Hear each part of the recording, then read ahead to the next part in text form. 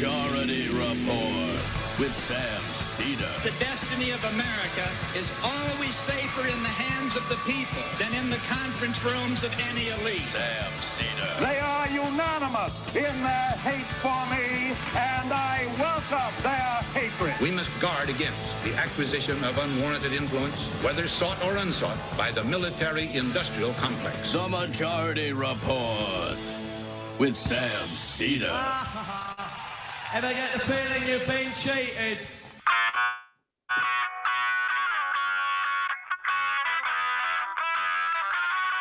It is Wednesday, April 28th, 2021. My name is Sam Seder. This is the five-time award-winning Majority Report. We are broadcasting live steps from the industrially ravaged Gowanus Canal in the heartland of America, downtown Brooklyn, USA. On the program today, Kyle Riismandle, Senior University Lecturer and Interim Director of Law, Technology, and Culture Program at the Federated Department of History at the New Jersey Institute of Technology. On his book, Neighborhood of Fear, Suburban Crisis in American Culture, 1995 to 2001. Meanwhile, Joe Biden, to address the nation tonight for the first time, rolling out the second of the infrastructure bills. This one, a $1.8 trillion plan, including 2 years of free community college, free universal pre-K, paid family and medical leave, and $1.5 trillion in raised taxes on the wealthy. Missing from tonight's speech, expansion of Medicare, an increase of the estate tax. Meanwhile, the CDC says vaccinated people no longer need masks outdoors in non-crowded venues.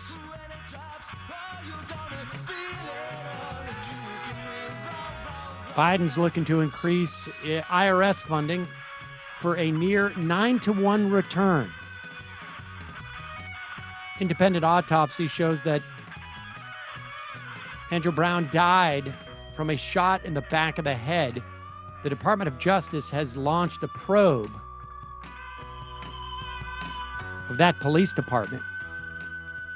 U.S. Navy fires warning shots at Iranians in the Persian Gulf.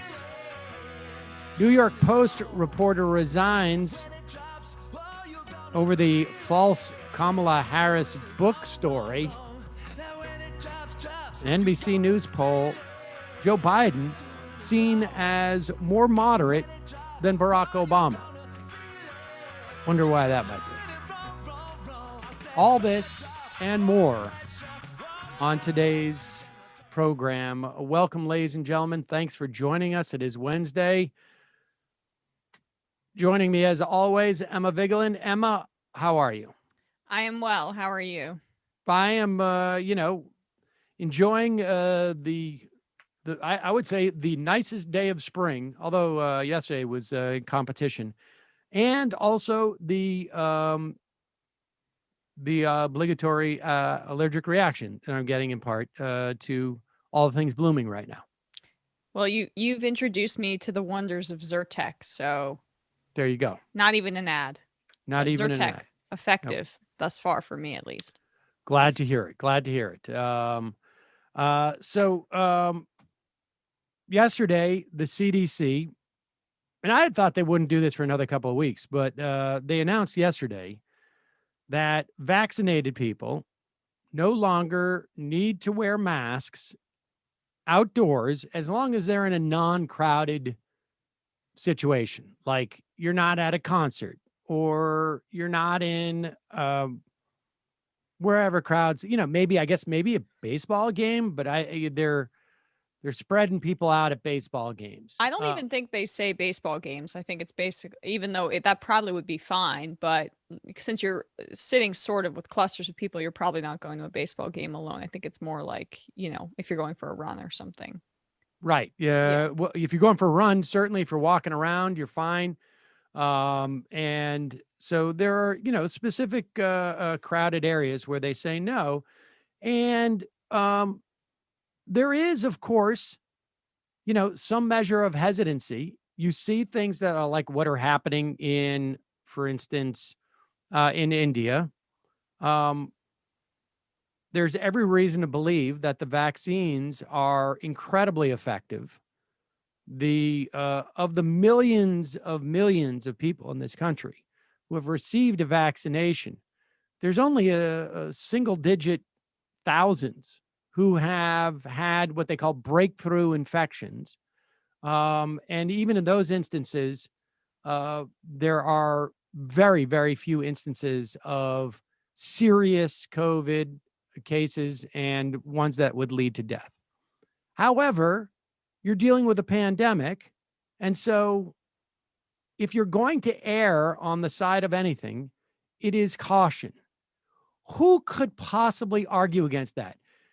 Who could possibly argue that fundamentally your life is altered in such a detrimental way that if you continue to wear a mask at, let's say, an outdoor concert where there are tens of thousands of people around you, that it is so costly, the opportunity cost is so great that this is a grave mistake? Well, apparently, most of those people who feel that way are either working at Fox News or at some other conservative, quote unquote, news outlet. Here's a clip yesterday from Dagan McDowell. I don't know who she is. She's on Fox and 5 or the 5 or whatever it is. And they make the announcement a couple hours before she says this. And it's clear she woke up in the morning with, I know what my bit's going to be today on the Fox 5. Oh, darn it. They have actually relaxed the mask mandate for vaccinated people. Well, forget it. I'm still going with exactly what I had this morning, even though I know that they have actually done this. Get rid of them. Let them, are they going to be Neanderthals too? Absolutely. The only thing that's going to come out of this announcement today is surely some left-wing lunatics are going to start picking fights with people who are out in the street, not wearing masks. The self-appointed shame police, the screeching pod people, demanding proof of your vaccine. It's going to be a nightmare in New York. I would recommend that Dagan watch a network called Fox News. Should be easy. They probably run it there at Fox News. And she looks at the primetime television program that they featured the night before, where their host, Tucker Carlson, spent an extended period of time telling people that if your child is forced to wear a mask at school, you should approach it as if a teacher had beaten that child. If you see someone who is wearing a mask, you should go up and tell them to take it off as you're walking around. She is accusing a hypothetical pod person of doing exactly what Tucker Carlson had done the night before to millions and millions of people. And understand, there are people who are going to be wearing masks out there. They're going to be children who maybe are immunocompromised. Maybe they have some other disease. Maybe they have cancer. That is Maybe they make feel like they're doing their patriotic duty or their duty to society, and that makes that child feel like they have a sense of purpose and feels good. Whatever it is. But the idea that these people are going to be harassed now by Tucker Carlson followers for not being as cavalier as they have been is absurd. We have over 550,000 people, probably more, have died in this country of this disease. And some people can't get vaccinations because of, like I say, the immunocompromised. And the idea that they're going to get harassed. But Fox needs to make this an issue because it's just not sticking. There needs to be some type of agreement. In fact, our guest today is going to be talking about this dynamic. It's fascinating. Well, let me just say, though, I mean, you said that maybe she could take a listen to their top cable host, Tucker Carlson, because he, performed all of that shaming last night that she says that liberals are going to do to conservatives. But I would counter that it seems like she's watching him thoroughly because she's just using his exact same. Everyone on this network who's trying to be somebody is quite pathetic. They're just recycling Tucker talking points, repackaging them for themselves, and then maybe, lazily using what their producers prepare for them as spin. This is the new way that the right is moving, and everybody in Fox is trying to get on the bandwagon. Oh, Emma, if that was true, then this morning on Fox and Friends, you would have heard the same thing if what you're saying was true. What? Great point. If you want me to get the vaccine, give me an incentive to get the vaccine, and that is to take off these freaking masks that everyone's so tired of. And I think the reason he came out with the mask is he wants to say, oh, the big reveal, no more masks, let's throw it away. But people around the country are saying, we've been doing this already. Thanks, Mr. President, we've already been doing this. Anthony Fauci's... He literally just did that. He just did that. They didn't even change their talking points after Biden's address. The hilarious part about this is she's vaccinated. So she doesn't 100%. need, so somehow she was able to find an incentive to vaccinate. And then she's saying that like, oh, the idea that he's taking off his mask is also wrong.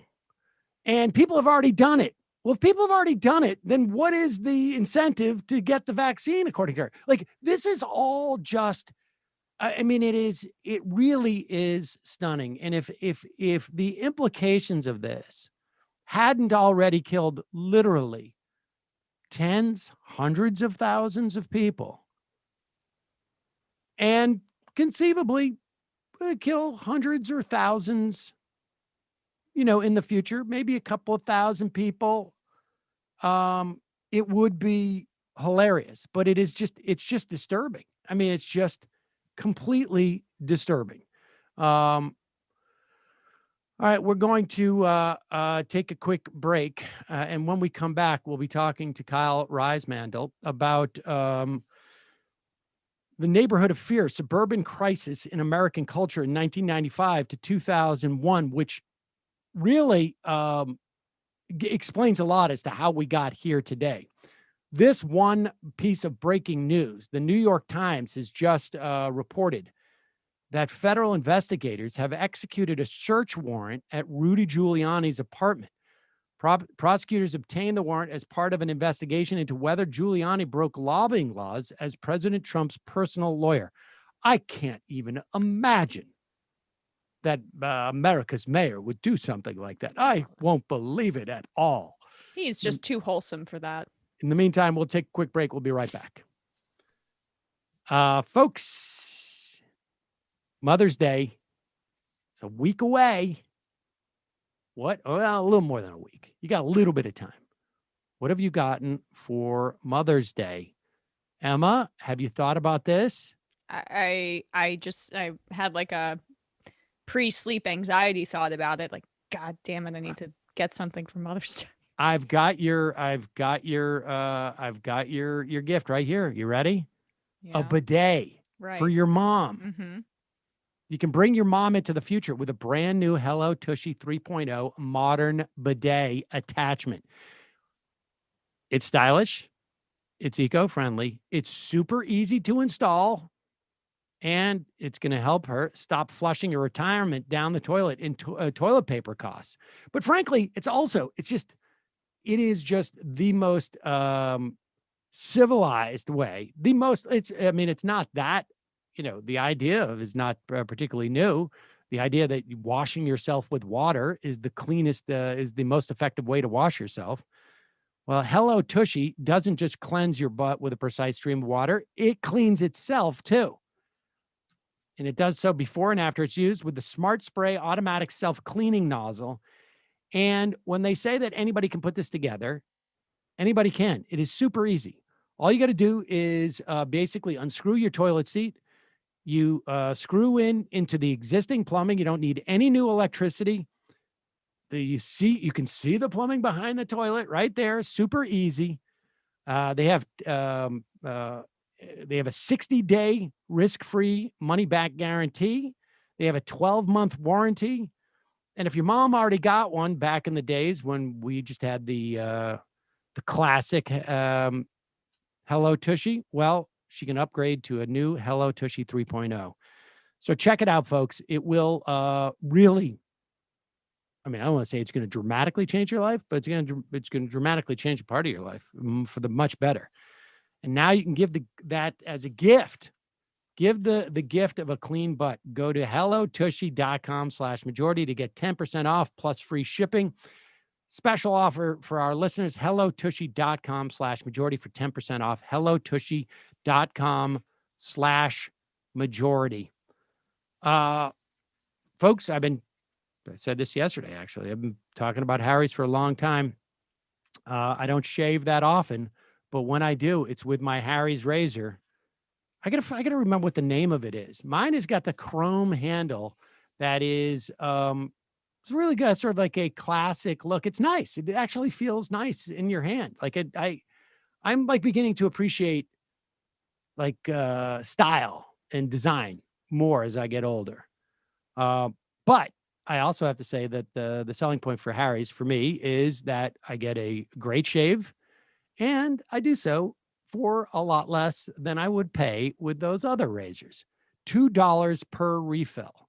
Harry's bought a German razor blade factory. They've been making blades for 100 years. Their design team combined that weighted ergonomic handle with a textured grip and a flex hinge. It's a smart, simple razor designed for delivering a close shave all along the contours of your face. And they totally stand behind the quality of their blades. They have a 100% money-back guarantee on harrys.com. For me, it is the handle, sort of the classic, the feel of it, but the look of it, and of course, the narrower shave blades, which work with my asymmetrical nostrils. I found out that I had I have a deviated septum. You gonna correct it? All about. I never knew that, but I went to ear, nose, and throat. But that's not the point. I feel like a lot of people do, and then they figure it out. And yeah. I had no idea. And so, to a certain extent, I was cued into that because I became more conscious of my shaving, and because of Harry's slimmer razor blade.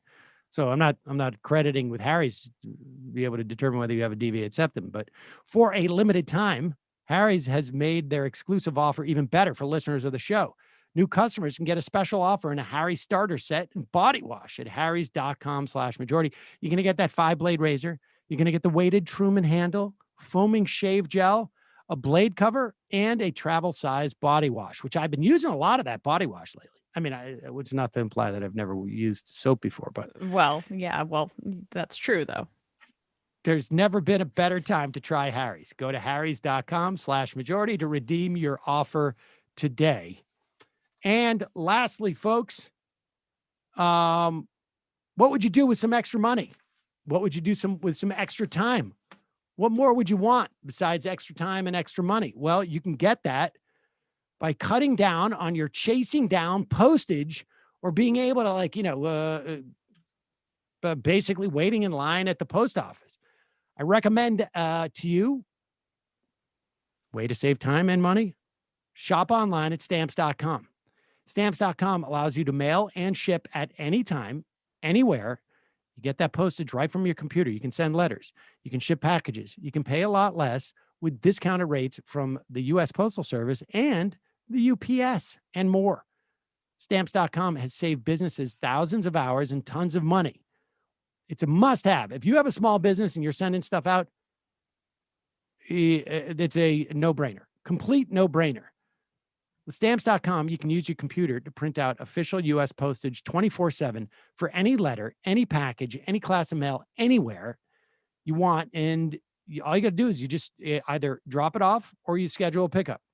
Stamps.com, you get discounts of up to 40% off post office rates and 62% off UPS shipping rates. It is no wonder that nearly 1 million small businesses already use Stamps.com. So stop wasting time going to the post office. Go to Stamps.com instead. There's no risk. With my promo code Majority Report, you get a special offer that includes a 4-week trial plus free postage and, you ready for this, digital scale. No long-term term commitments, no long-term contracts. Just go to stamps.com, click on the microphone at the top of the homepage, type in Majority Report. At stamps.com, promo code Majority Report, stamps.com. You will never have to leave your place again. All right. Let's welcome to the show Kyle Riismandle. He is a senior university lecturer and interim director of law and technology and culture program at the Federated Department of History at the New Jersey Institute of Technology. His new book, Neighborhood of Fear, Suburban Crisis in American Culture, 1995 to 2001. Kyle, welcome to the program. I'm here with Emma Vigeland. How's it going, guys? Thanks for having me. Really appreciate it. So, okay, let's just start with the most obvious question. Why 1995 to 2001? I get a sense as to why 2001 is the end point. Why is, excuse me, 1975? Why is 1975 the beginning point? So there's a couple of reasons. One is, as you probably are aware, growing up in America, sort of the idea of the kind of post-war suburb, the Levitt towns of the world, right, emerges after World War II. They're built and people move in this first big wave, right? Through the 1960s, we see massive suburbanization and sprawl.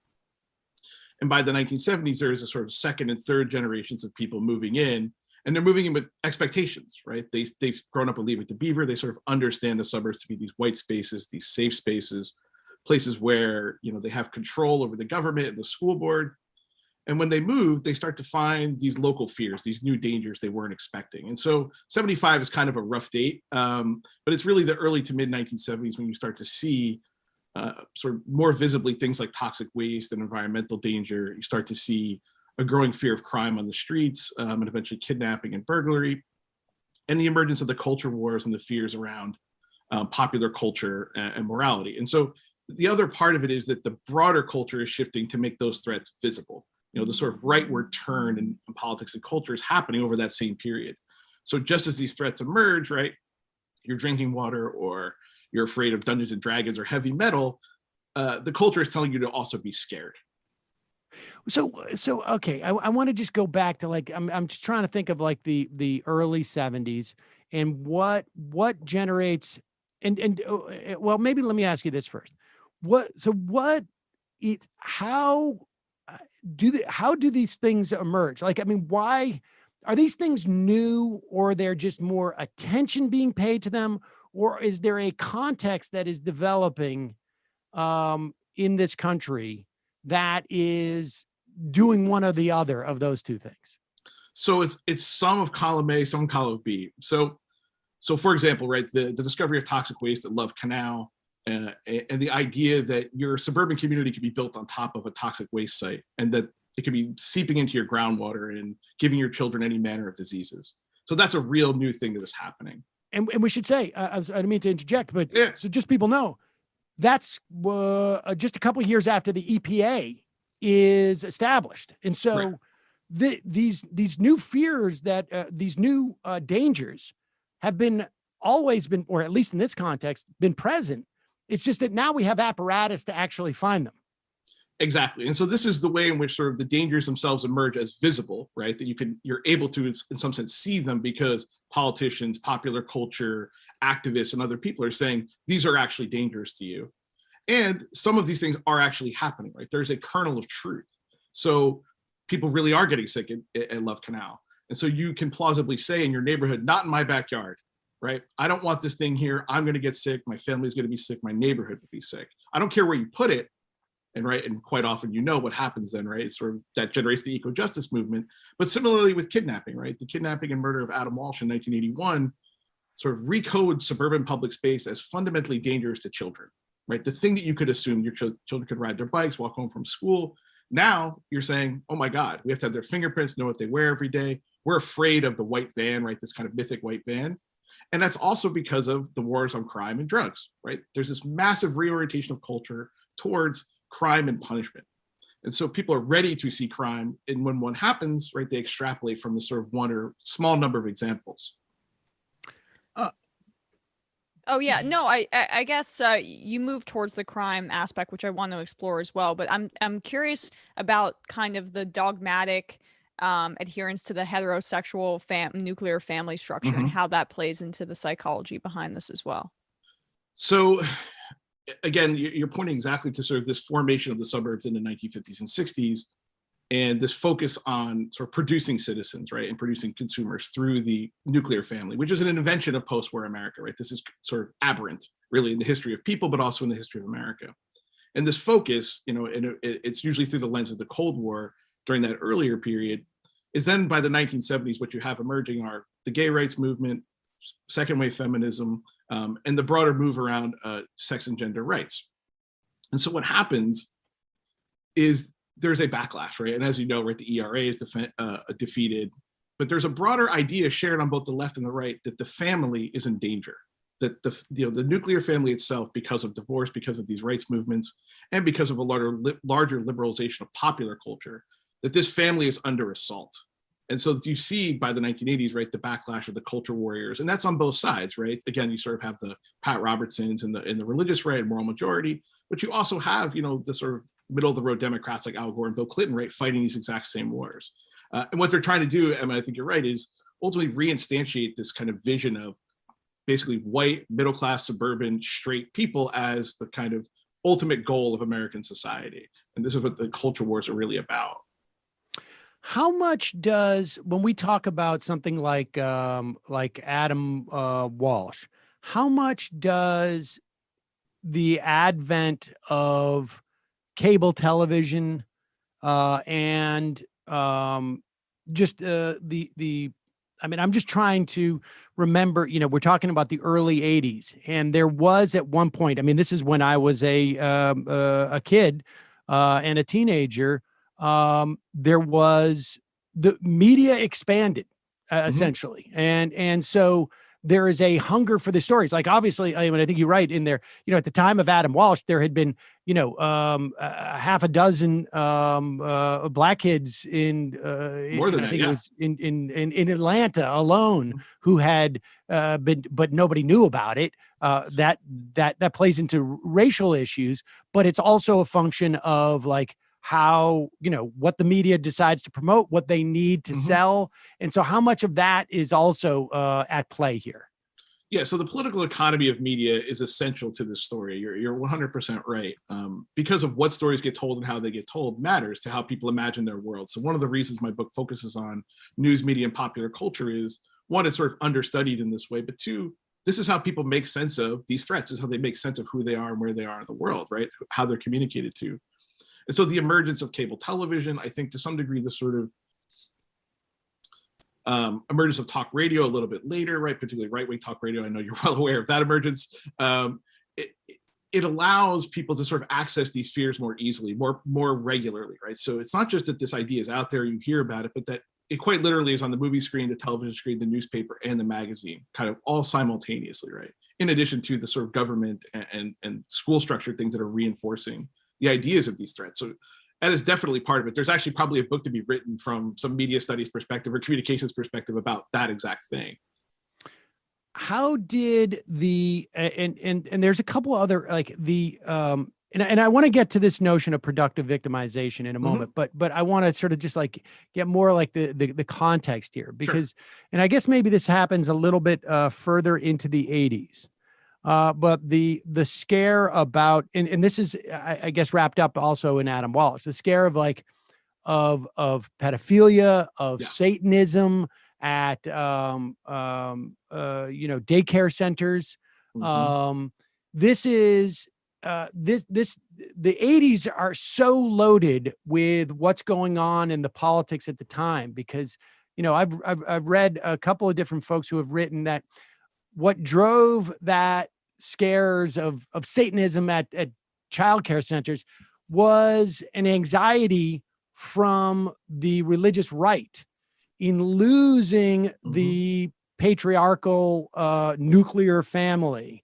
And if moms could drop off the kids at daycare, who knows what they're going to be able to do next? Go out and get a job. I mean, so how much of that is going on here too? No, that's exactly right. So most scholars of sort of sex and gender, gay rights, histories of the family would basically say you're correct, right? That by the 1980s, the backlash against these rights movements of marginalized peoples, particularly women, centers on the family, because the family is a place in which you can plausibly say the destruction of the family is the destruction of America, right? So this is a political cudgel that is swung mostly by Republicans at that moment, but becomes sort of a central and I think kind of unifying issue, frankly, by the 1990s for both political parties. But you could safely say if the family is in danger, we have to do these things. And we have to really promote that danger. We have to find that danger. And so those fears are often around children, right? If you want to do something in America, say, what about the children? And so daycare centers, walking home from school, babysitters, and then ultimately, right, the kind of mixing in of the sort of Judeo-Christian worldview, the fear of Satanism or kind of cults, right? Which of course become, again, there's a kernel of truth, right? There is a greater visibility of cults and satanic and non sort of Western religious belief, right? But it doesn't mean they're out there, you know, drinking the blood of babies, et cetera, right? But they reason from these kind of maybe one plausible example to all these other things you're talking about.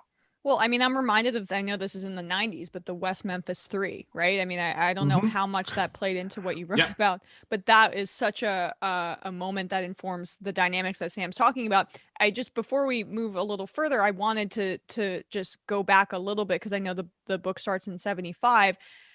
I've been reading a lot about the 60s recently and just how there's just this confluence of change and movements and inflection points. And you have obviously the civil rights movement, but also the free love movement, which challenges that heterosexual dogma that I referenced earlier. And then there's this complete, I guess, backlash almost, where the suburban life becomes even more entrenched, and there's like, I guess, a kind of religious adherence to it almost and so I don't know if your book explores this, but I'd be curious about your thoughts about how the kind of upheaval of the 60s swung the pendulum back potentially to create some of the dynamics over the next few decades. Yeah, I mean, what you're hitting at is sort of these big picture histories of post-war America, right, are about those swings, right? So throughout the 50s and 60s, there is already a rising conservative movement, largely a grassroots movement, right? So the nomination of Barry Goldwater for president in 1964 becomes kind of the signpost, right? And the election of Ronald Reagan as governor in 1966 in California. But it's in reaction to this, what you're talking about, right? Sort of what they would frame as the liberalization of culture, that popular culture, media is more pornographic, more violent, more explicit, and political culture is saying everybody's equal, everybody, you know, that white people are being victimized now, right? That civil rights is victimizing white people by making people equal, that feminism is victimizing men by making women equal, et cetera. So the reactions to those things, right, shape exactly what you're saying. Those big picture things that happen and become really kind of mainstream by the 1970s are what I'm talking about in the book, is that the suburbs become the place where this happens, where people are able to look at that politics and see themselves as victimized, despite the fact that they have privilege and power. They're able to see, right, the quote unquote decline of Western civilization, right, as Penelope Spheres puts it in her documentary about hardcore punk, that these kids represent the failure of families and we need to do something, right? But what they do, and I think this is maybe the part that you're implying, is we don't turn to government, we don't turn to social programs or social welfare, we turn to individualism and families. We say, it is up to you to fix this. And in fact, government getting involved is a bad thing, which leaves behind, right, millions and millions of people without that option. It doesn't really address the causes of teen suicide, teen pregnancy, you know, the kinds of things that are actual social problems. I wasn't making that point, but thank you for making my point sound smarter than it was. No, I think you were, because I suspect, in a way, you know, in the back of your mind is the Reagan Revolution and what we kind of the era we've all lived through, right? That those politics have dominated our lives. So it's hard not to have them, at least in your brain, connected, right? Well, there's about a half a dozen things I want to address in that answer that you gave. But before we get there, I mean, I just want to also sort of get some clarity as to who we're talking about. Is it enough to say these are people in the suburbs, or are they a political class, an economic class, and how, you know, do they identify as an economic class, or do they perceive themselves as a political class or a social class and sort of submerge their economic class? Like who are they, on those three, through those three lenses, and B, who do they think they are? How do they self-identify? So the self-identification part is more straightforward. And I think this will probably jive with maybe your own upbringing, your own understanding of these politics, which is they see themselves, suburban homeowners see themselves as sort of non-ideological, right? They don't see themselves as true believers in a cause or a political party or any one of these movements, be it the Christian right movement, the anti-tax movement, or environmentalism on the left. They see those things as empowering them, right? Allowing them to do things. But I care about environmentalism as far as my neighborhood goes, right? I care about the satanic panic as far as my child can walk home and back from school. But I'm not out there for the most part at protests. I'm not, and that's not saying nobody did, but the large majority see themselves as sort of, outside of politics in that way, right? Despite whoever they may vote for at the national level. Lily guys, is it that they look at politics as something that happens in the cities at that point on some level? Like the close proximity is where people actually care about this stuff, and to the extent that we can sort of like pick out of a basket and where to apply it, we'll use it, but we don't really have any sort of greater commitment to a specific cause outside of like, I want my neighborhood to be nice.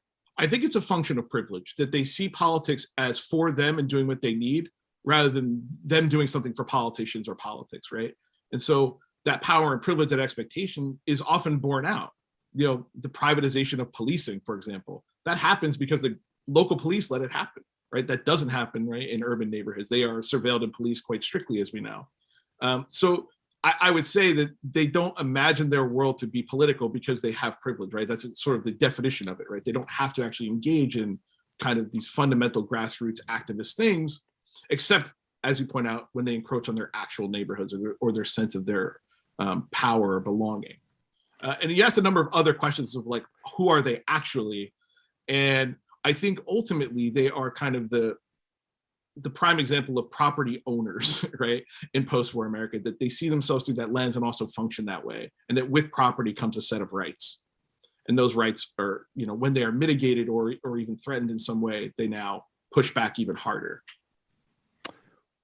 Where does the idea of, because I know that we can in present day,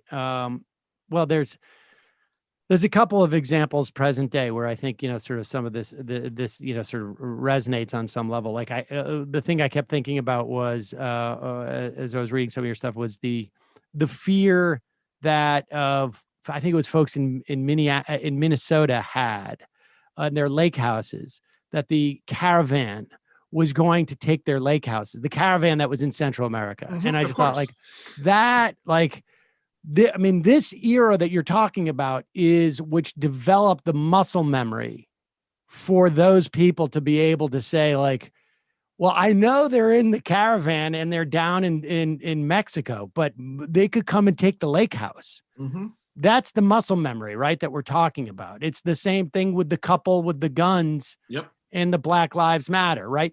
How much of it was racialized at that time in the suburbs? So race is, for a lot of the history of the suburbs, race is sort of central and visible, meaning that the ways in which people asserted their property rights and thought about their spaces was through the lens of preventing integration or at least sort of mitigating integration. As you get into the 1970s, it gets more sophisticated. That doesn't mean that race goes away. It becomes the kind of ever-present thing in all these discourses, but not always as visible. So the tax revolt, for example, is really in some sense about how government works and where government money goes, and a rejection of government money, tax money going to urban centers rather than suburbanites who are generating this revenue, right? And so it's always racialized. We can't talk about the suburbs without thinking about them as primarily white spaces, and imagine through the lens of whiteness and white privilege. So all those examples you point out, right, underneath them, and sometimes explicitly within them, is some sense of white privilege. Even as suburbs have diversified, right, it still remains a centrally white space and premised on a sort of white privilege.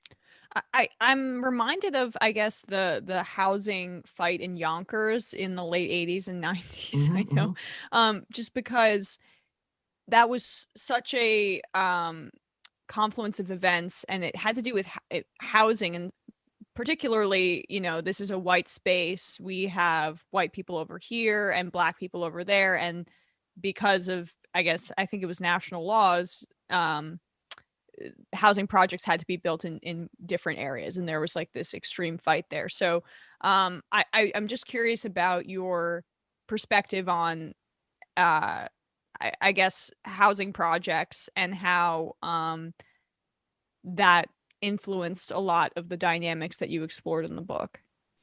Yeah, so as you're probably aware, given our current sort of housing shortage, in a certain sense, affordable housing shortage, not housing shortage, and the battles over, what were originally called sort of public housing or the projects, and then eventually affordable housing as sort of vouchers and other sort of market-based things. Again, it's sort of this evolution from, in the 1960s, there were towns that literally passed laws that says you cannot build a housing project in our town, right? So, if you, the state of Michigan, want to build housing projects, or you're going to fund Detroit, and we live on the edge of Detroit in this kind of quasi-suburban neighborhood, we're not going to allow that. By the time we get our fair housing laws in the late 1960s, some states already had them. It becomes a more complicated issue. But this is where the turn, and to some degree, the leveraging of civil rights language by white people and white homeowners to say, this is the tyranny of the government, right? Telling me who I have to live next to. I don't care who they are, right? I don't care if they're Hispanic or Black. I'm not racist, right. But, right, I'm not going to live in a neighborhood that devalues the value of my house. I'm not going to live in a neighborhood where my school doesn't get the resources it needs, right? The coded language of race, but also the kind of culture of the community argument that you hear quite a bit. That's both, that kind of springs out of this environmental worldview, actually, right? That it starts with, oh, I don't want a trash dump, but then it's like, well, I don't want an AIDS clinic, or I don't want a rehab center or a halfway house, right? That these are kind of environmental in the kind of biggest possible sense, like, my drinking water, but also the culture of where I live, that function with these kind of racial assumptions at their core that go back, as old as the country. What of the, I mentioned, and we are going to get to the concept of productive victimization, and also on that tyranny of government, because that also plays into that sort of like the contradictions in the way that they approach government. But before we do, one other question, and I know this was a movie, and I think it was at that time, but I feel like I heard the story even before that as like some type of like scary story. Like I wonder the development of the sort of explosion in guns, the sort of attachment to the Second Amendment, and the idea of arming myself in the suburbs.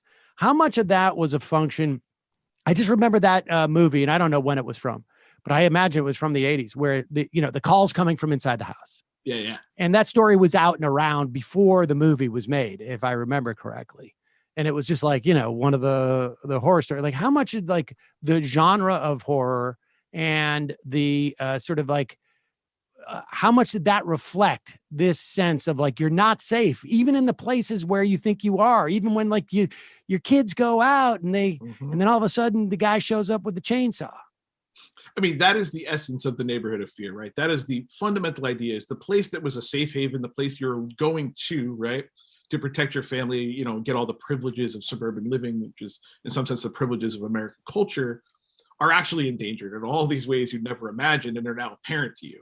And they're apparent to you in the sort of real ways you might think about dangers of crime or environmental pollution, but also in popular culture, that they're being reproduced constantly around you as prevalent and essentially mortal, right? That whether it's Freddy Krueger, who is was originally imagined as a child molester who the parents gang up and burn alive, right, in revenge because the police won't do anything, or the Adam Walsh story that leads to this massive reorientation of suburban space around security, the emergence of the home security market in response to the quote unquote bucolic burglary wave, right?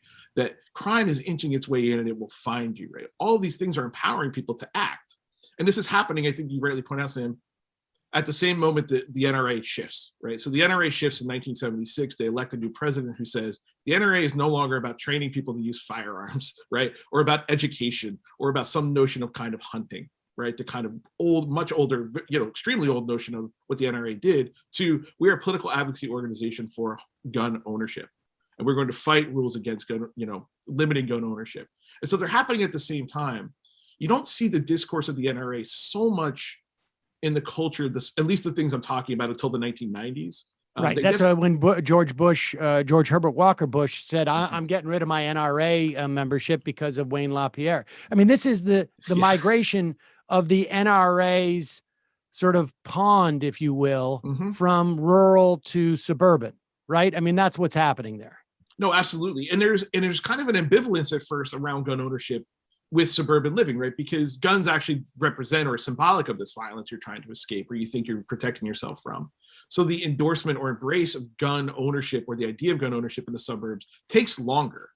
And in fact, it only kind of comes back, I would argue, it only comes around when it's made into this kind of existential political issue that's tied into these broader ideas about government, right? There's this great Family Ties episode from '83 where, the dad buys a gun because they've been burglarized. And so the episode starts with them, this, bump in the night, we're all scared, or they come home and everything's disheveled. They go to a neighborhood watch meeting, and the neighborhood watch is like, we can't stop this. It's just going to happen to us. They have a cop there who says, no matter what you do, this will probably happen to you. So you should just accept it. He's like, well, I'll buy a gun, right? Buys the gun, brings it home. First night he has it, Alex comes home late from a party. Stephen goes to get the gun, walks downstairs, almost shoots his son, right? And, and remember, the story of the show is there are these like hippies. Yeah, I wish to remind people, Kyle, you and I are dating ourselves.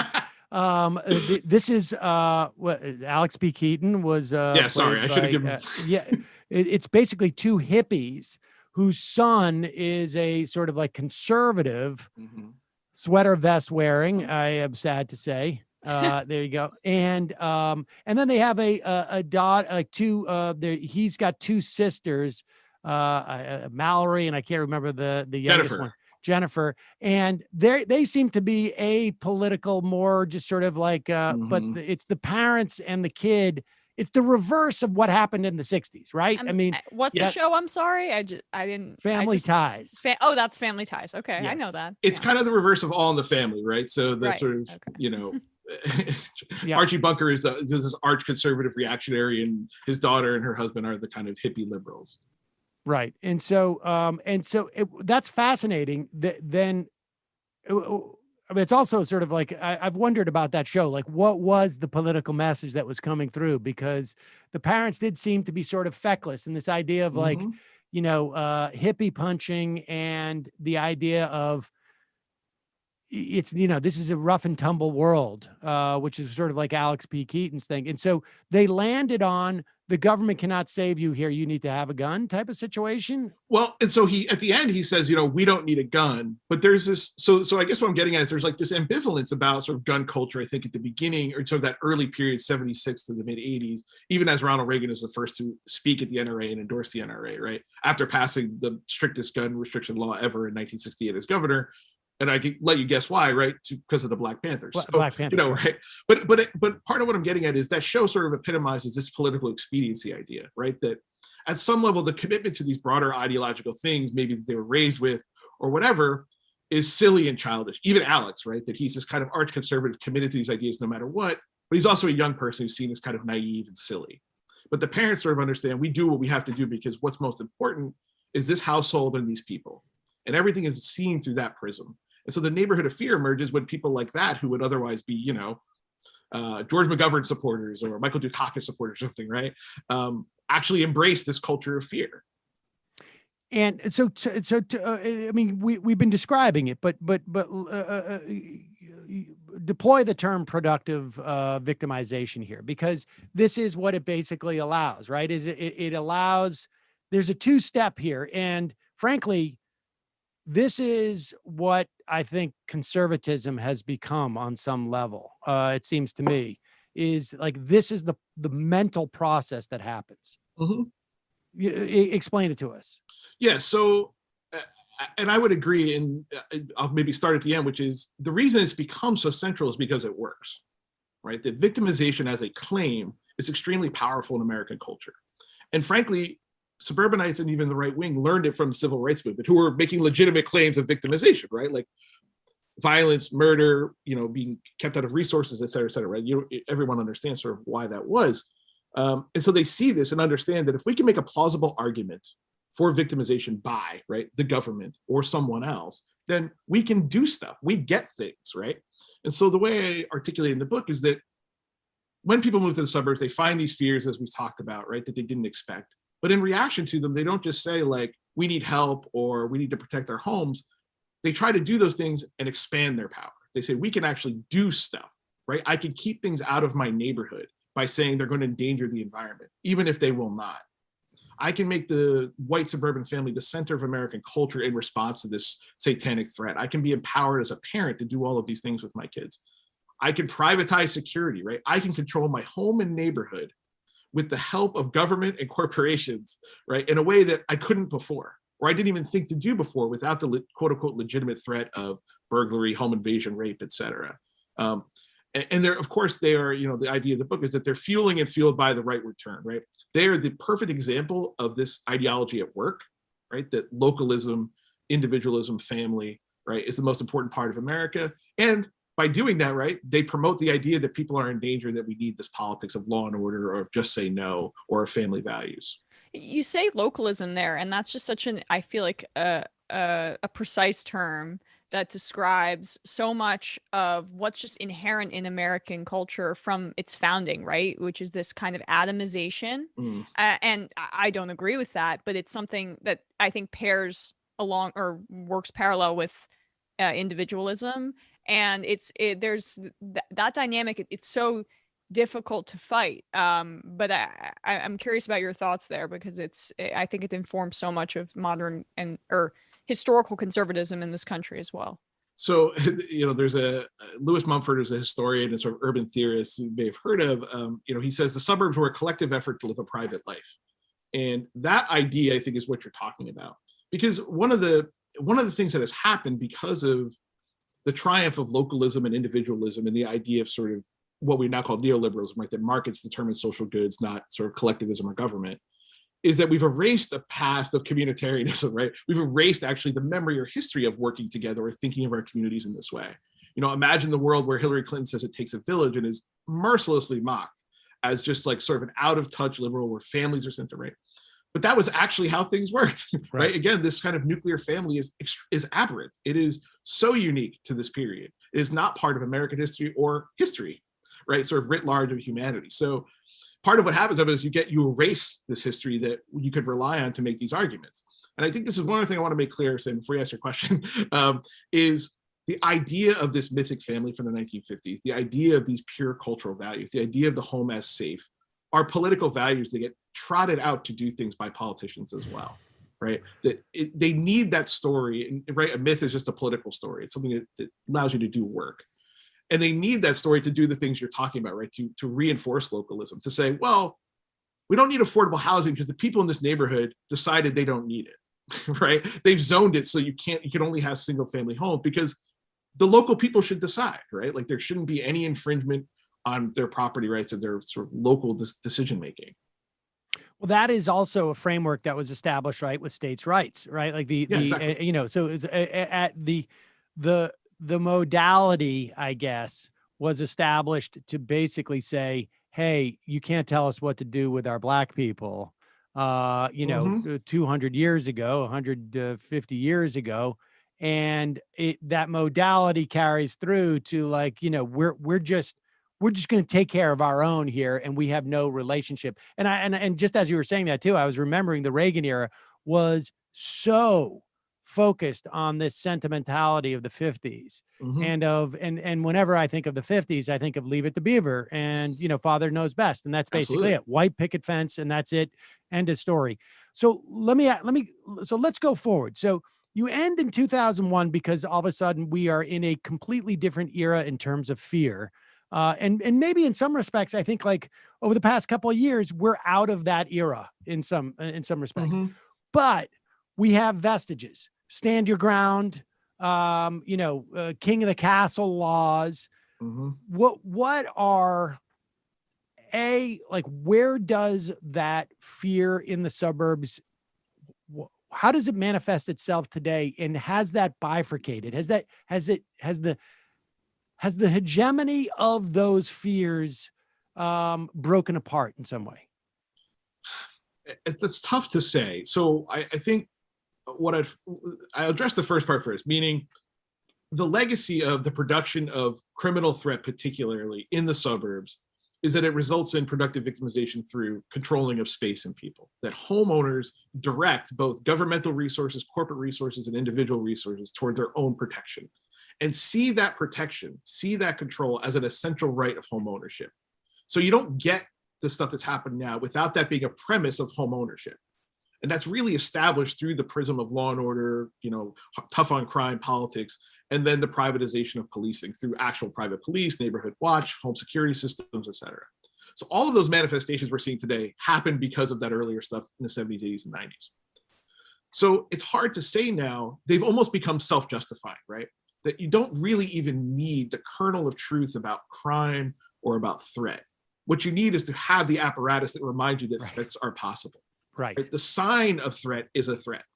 And so, Ring, Nextdoor, Citizen, all of these things, right? People are just surveilling themselves, right?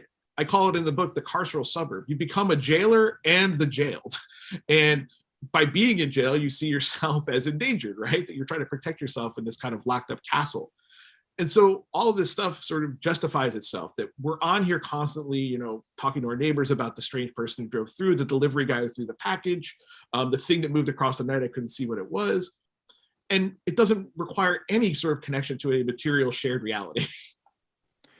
Is there an inherent, has it always been so in this country that there is an inherent need for some, and maybe this is just human nature, an inherent need for some outside fear? I mean, because I'm just thinking like now, as we talk about this, like, the way that it's migrated to, the vaccination, or to, like they're putting the 3G in there, or, that we have, less and less a capacity or ability, I should say, to assess what is a real thing that we should be afraid of and what is a fake thing that we should be afraid of. And it's almost like, as long as we have that impulse satiated, that we found something to be afraid of. I mean, just everything you're saying about like the home, alarm system. Like, I'm like, you just get a home alarm system. You don't even assess whether, like, do I really need a home alarm system? Like, I think most people probably never even arm it. They probably, just have it and then they don't use it because, like, well, there's no, crime's at an all-time low, essentially. I mean, short of the pandemic, it's maybe changed things a little bit, but in terms of this era, it's at an all-time low, at least in my lifetime. So one of the things you're pointing out is my research shows, and I think the larger research of criminal justice shows, that home alarm systems do almost nothing to prevent crime. And in fact, the overwhelming majority, something like 90% of alarm trippings are accidental, right? So I read about the story of one suburb in Connecticut where they started fining people in Connecticut, in this town, Mulford, Connecticut, 1983, because they were going off so often and every house had one. The police were only responding to, right? And of course, the police had nothing else to do, mind you. Right. So that idea is certainly true. I guess I would say, so one of the things I try to do as a historian is to stay grounded in some time and place, because the search for sort of universal truths about humanity or people is elusive ultimately, right? Like being that we can only know what we know. So I would say, if you ground us in America in this context, right, the reason we have those threats and the continuation of the sense of those threats is that it allows people to do stuff, right? That it is productive. When it stops being productive, we will find another way to do it. But it's productive because of this big picture cultural politics that's still everywhere, right? It's in schools, it's in home ownership, it's in, environmentalism, and it's in national politics. So when it stops being productive, people will stop imagining themselves these way. But if you have the camera and you have the neighborhood watch and you own a gun, right? You can always plausibly say, I did everything I could to protect myself, and yet I was victimized. And so I need to do more, right? I'm a legitimate victim of this system. It's interesting that to the extent that there's a change, at one point we had this sort of Red Scare, right? Like the country was afraid that there was spies everywhere and communists. And the best I can say for that is at least it was collective. Right. As opposed to like, but it does feel like even that impulse, if that impulse exists with humans, that even that was sort of privatized in some fashion. I mean, I guess I would argue that this is also collective, right? That I think this is still pervasively shared across what people might identify as their political party or ideological beliefs. I think these are things that are ever present because of the work they do. It allows people to do stuff, to make claims, to have political power and have legitimacy in making those arguments. And often, right, to then actually impose their political or ideological view, whatever that might be. And again, this happens often at the local level, right? Because it's much easier to run the levers and shifts of government there than it is, you know, in the broad picture of the federal government or something. Well, Kyle Riismandle, senior university lecturer and interim director of the Law, Technology, and Culture program at the Federated Department of History at the New Jersey Institute of Technology. That is quite a title. Let's go, New Jersey. Oh, you from Jersey, Emma? Yes. Where are you from? Essex County. Oh, I live in Montclair. Speaking of. There you go. I will tell you later where I'm from. Not on air. Yeah. Neighborhood of Fear. Yes. The book is Neighborhood of Fear: Suburban Crisis in American Culture, 1975 to 2001. We will put a link to that at majority.fm. Kyle, thank you so much for your time today. Really appreciate it. Thank you so much for having me. It was really fun. All right, folks, going to take a quick break, and we'll be back in just a moment to land this thing.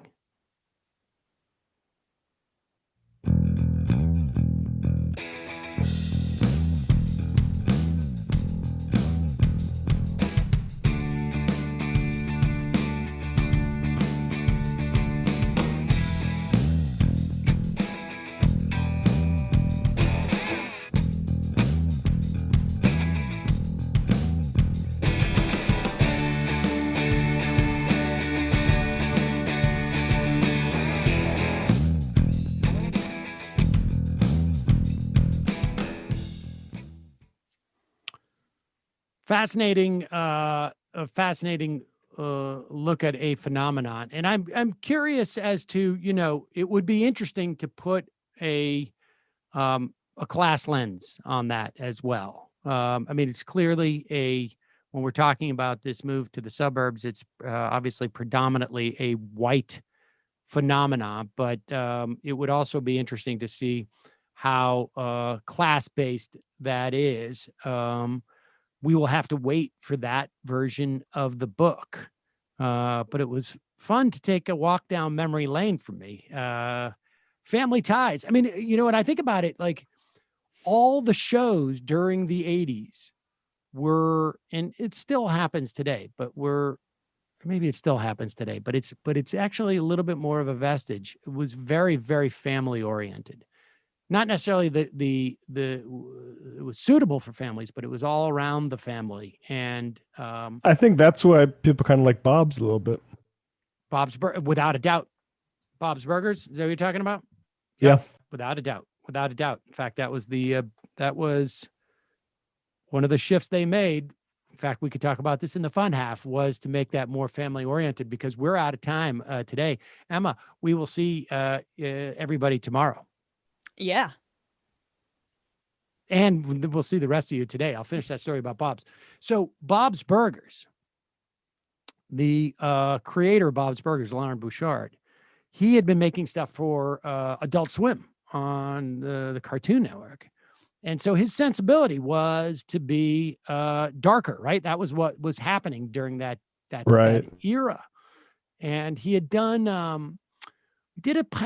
think it ran, I think it aired, Lucy, Daughter of the Devil. I think that maybe went, and it was just basically centered around, it was sort of family oriented, but, the dad was the devil. And so you'd run into all the things that you would imagine a teenage girl would if their father was a Satan. And then there was another show he did called Saddle Rash that was a Western.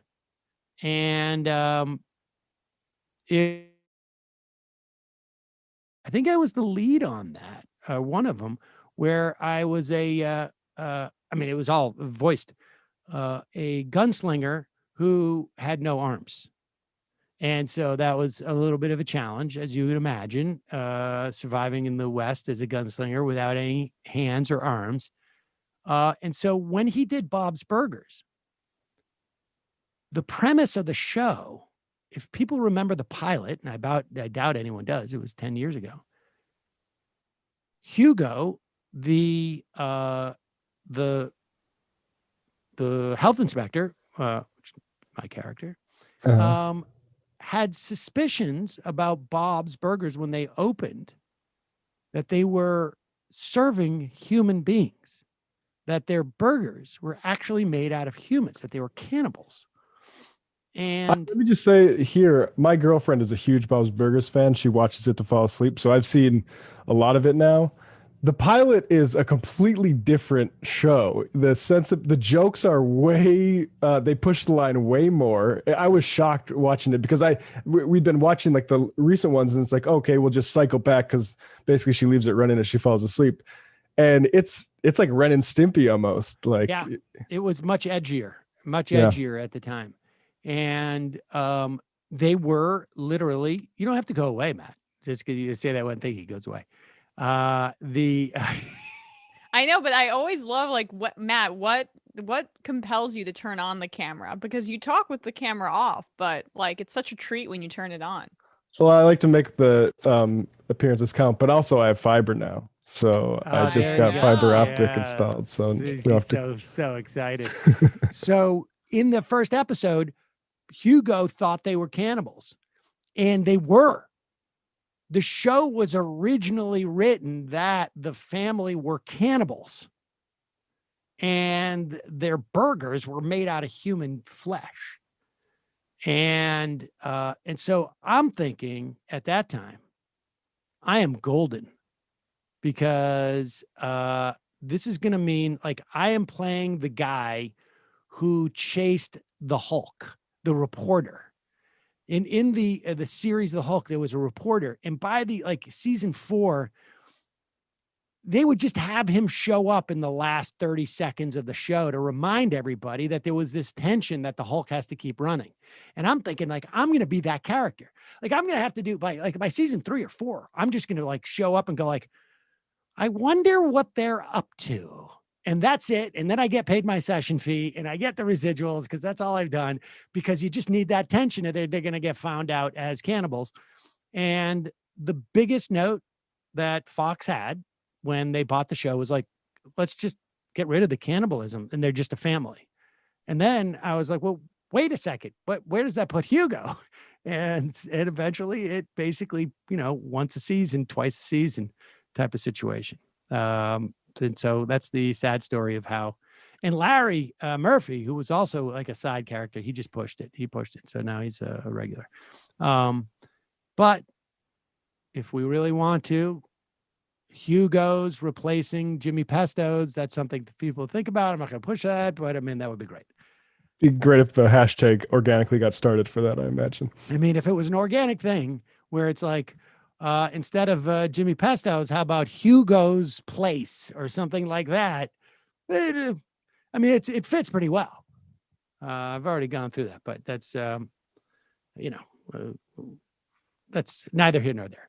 Folks, just a reminder, it is your support that keeps this show going. Look at that. Look at now what we have.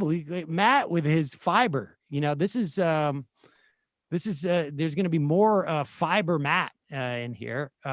Just a reminder, your support keeps this show, makes this show possible. You can become a member at jointhemajorityreport.com. When you do, you get the free show, free of commercials, and you get the fun half. amquickie.com. Check out the new Discord at majoritydiscord.com. And don't forget justcoffee.coop, fair trade coffee, tea, or chocolate. Use the coupon code majority, get 10% off. Make sure you tune in to Nomi's show today. YouTube.com/The Nomaki Show. Check that out. Or twitch.tv, _Nomaki Show. I supposedly said it right yesterday, and somebody said that she said I said it wrong. I feel like she's almost I thought you said it right too. It's gaslighting. She's gaslighting. She's gaslighting, right? Yeah. Yep. And joining us today on the fun half, Brandon Sutton. Brandon, tell us what's happening on the next discourse. Well, in the next discourse, we're going to be catching up on all things COVID related, as usual, archiving / documenting this terrible time. I'm sorry if I sound a little nasally myself. I'm getting over a sinus infection. So hey, I feel like I got one too. So you gave it to me, is what you're saying? It's possible. Via Zoom, that technology is improved. Do you think it's allergies? I think it's allergies. I think that, I'm notorious about not taking care of my allergies and not being, preemptive in the Claritin or, whatever the antihistamine usage, and just every year it hits me. Well, there you go. Well, we share that. I've got the past couple of days, it felt like a sinus infection. We're like brothers, Sam. You can tell if we have similar styles of fashion and glasses. We actually do have similar styles of fashion. I think that's probably true. That's nothing to brag about. I'm afraid for both of us, but that's why I didn't sound excited, Sam. Matt, what's happening on Left Reckoning with your fancy background screen? Yeah, everybody, what's happening with Left Reckoning is everyone's going to subscribe to the YouTube channel. Tomorrow night, we have Ben Burgess on talking about his book, Canceling Comedians While the World Burns, which is going to be a little bit controversial. I can sense already, but I'm ready for it. And I actually really enjoyed the book. I read it all last night. So tomorrow night, 8 Eastern, Left Reckoning YouTube channel. Go subscribe to that, folks. Patreon.com/Left Reckoning if you want to pay us for it. A lively discussion with Ben about this. I'm going to be tuning in for sure. That's a wild setup Matt has over there. It's like he's on the bridge of the, USS Enterprise. I know. Is that like a gaming chair, Matt? It is a gaming chair. Yeah, it's a gaming chair, not even like one. It is I was tepid because I don't know what a gaming chair is. It looks pretty comfortable. Is that comfortable? Yeah. I kind of cheaped out, and this plastic arm thing sucks after a while. It's not very nice on the elbows, but other than that, it's a okay chair. My keyboard doesn't glow like that. Oh yeah, I got the very loud keyboard too.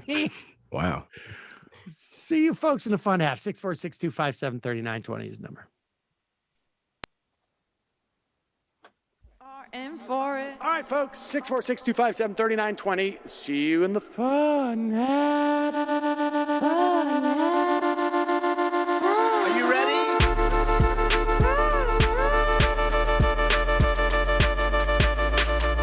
Who sent us this? Alpha males are back. Boys back. And the alpha males are back. Just as delicious as you can imagine. The alpha males are back. Boys back. And the alpha males are back. Just want to degrade the white man.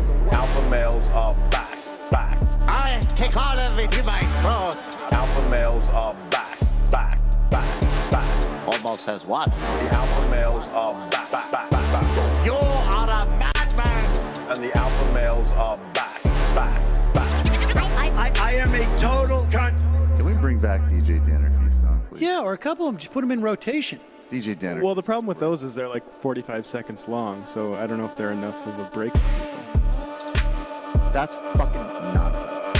Hey, folks, reminder. I do not have Parkinson's. And the alpha males are psych. Fuck them. What?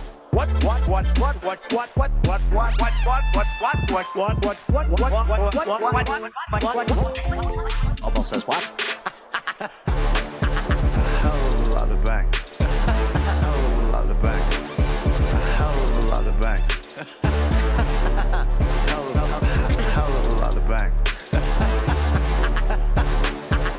Hell of a lot of bank. All lives matter. Have you tried doing an impression on a college campus?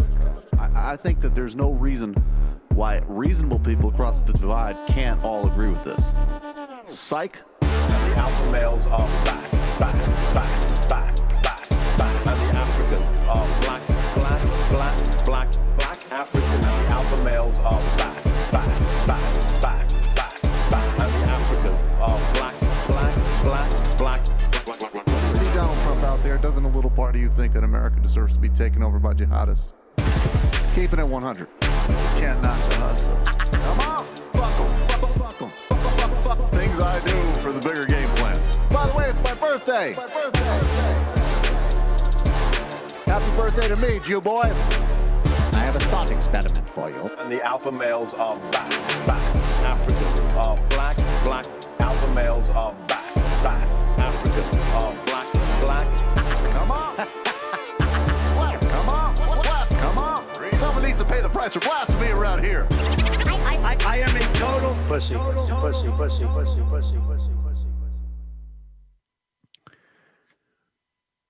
We are back. It is the fun half of the program. Joining us today, Brandon Sutton, Emma Vigeland, and occasionally the newly fibered Matlack. Just got an IM. Also eating Special K lately. So fibered in more way than one. Touche. JJ Cool. Hey, Sam, why did it take over a year into the pandemic to get your super producer a decent internet connection? Partially Verizon's fault and then partially me. So. Does anyone know why the Vanguard show is suddenly being promoted by everyone in the door corner? He was talking about it, how much he loves it. Two of his guests were. Bree is promoting it. Just seemed kind of AstroTurf, but I don't know. It was around for a while before, and Useful Idiots has had multiple segments about it. I've never even heard of it. Do you know what this is, Brandon? I don't watch a lot of political content on YouTube or Twitter, really. I'm more of like a baking show kind of person, not to be snippy. But no, I mean, I'm actually not aware of too many podcasts out there. I try to keep my I have a problem if I listen to too much content. I'll just like put it back in my head and I'll just end up regurgitating other ideas again. So, I try to keep my ideas fresh. I take it as a point of pride that I've only ever learned from myself in that sense. So, I've never heard of it. You know what? I'm the same way too. I mean, I was like that. I wouldn't watch many comedians or stuff like that. And I don't watch part of it is I'm just too busy, but I'm also, you want to be able to like generate your own stuff. Matt, have you ever heard of it? No, but I imagine if it's because they're saying the same things about force the vote, probably would be my guess is why it's popular now. Maybe it's weird though that all those shows would be promoting it simultaneously, but I guess they're the ones that had Chomsky on, right? Oh, right. Yeah, they had Chomsky and on. Chomsky was like, let's not be children. Right. Oh. No, we covered that, Sam. Oh, okay. Maybe. Those are the guys. Okay. I see. Okay. What about them? I missed it. I guess more and more people are talking about them these days. Oh. They're getting they're more and more popular. Let's go to the phone, calling from a 210 area code. Wait, we have two of those. 210 area code. Good afternoon, Sam, Emma, and Brandon. This is John from San Antonio. John from San Antonio. Long time no here. How are you? Hi, John. Yeah, I'm good. This show's talked about the Trump administration, how they politicized the census on many occasions, and they were reprimanded by several federal judges for their shenanigans. Census experts have complained that this year's census is a historical anomaly. And in the two different political metrics, which are increasing the votes for the Electoral College for president and increasing the possibility that Republicans would have more representatives in the House, the Trump administration census did not really achieve the increase that most objective observers expected. They'll probably still increase representation, and to some degree in the Electoral College also. The growth rate during the last 10 years was the lowest since the 30s, and when the economy started to get better in the 30s, the birth rate went up. But this time it's continued to decline after dropping in the wake of the Great Recession in 2008. We've seen young adults who are struggling financially compared to earlier generations, and they simply aren't having as many children. This fact, combined with the low immigration rates, have contributed to a floundering growth rate. The lower growth rate means that now there are more Americans 80 and older than there are 2 years old and younger. So the rise of Occupy Wall Street and the New Left, personified by runs by Bernie Sanders in 2016 and 2020, and the emergence of the Justice Democrats as a political outgrowth of that dissatisfaction. Do you want to talk about, Trump's rigging of the census and the economic decline of the average worker that has led to the economic hardship and low birth rates? And also, if you want me to go on about some individual state results in the census, I can do that also later on if you want me to. Well, those seem like two different things that you're suggesting. Is that right? Yeah. I mean, I think that what Trump was trying, I think Trump was trying to do this from an ideological standpoint. He just didn't want to see representation.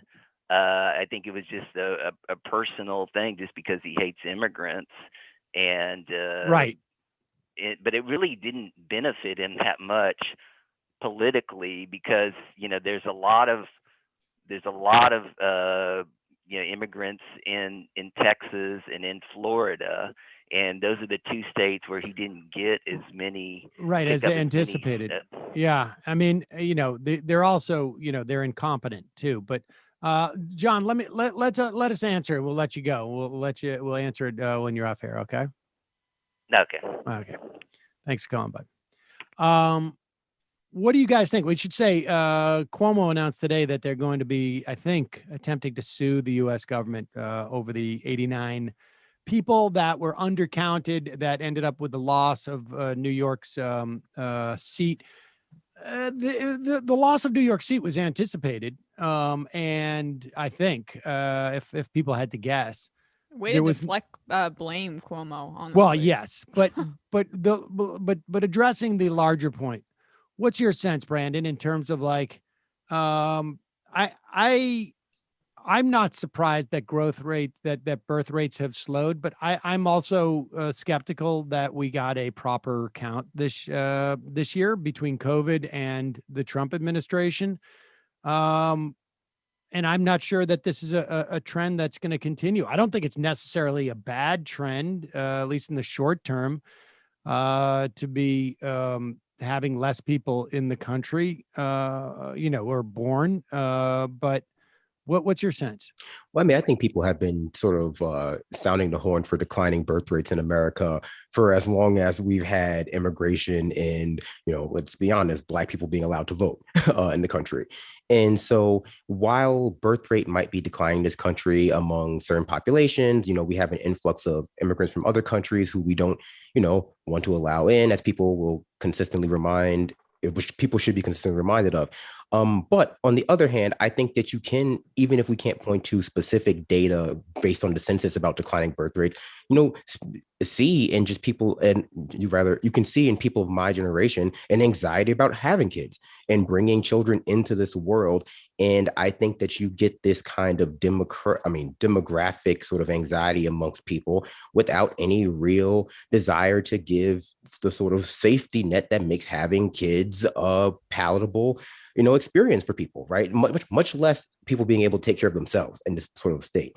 In terms of the reliability of the census, with people moving around for COVID-19, moving from New York and other metropolitan areas to, places where even if they weren't just like moving as like a business, moving from like, hey, we're a hedge fund who wants to have meetings, so we're going to move to Florida. So we're going to have a whole new, hub office in Palm Beach so we can still have meetings.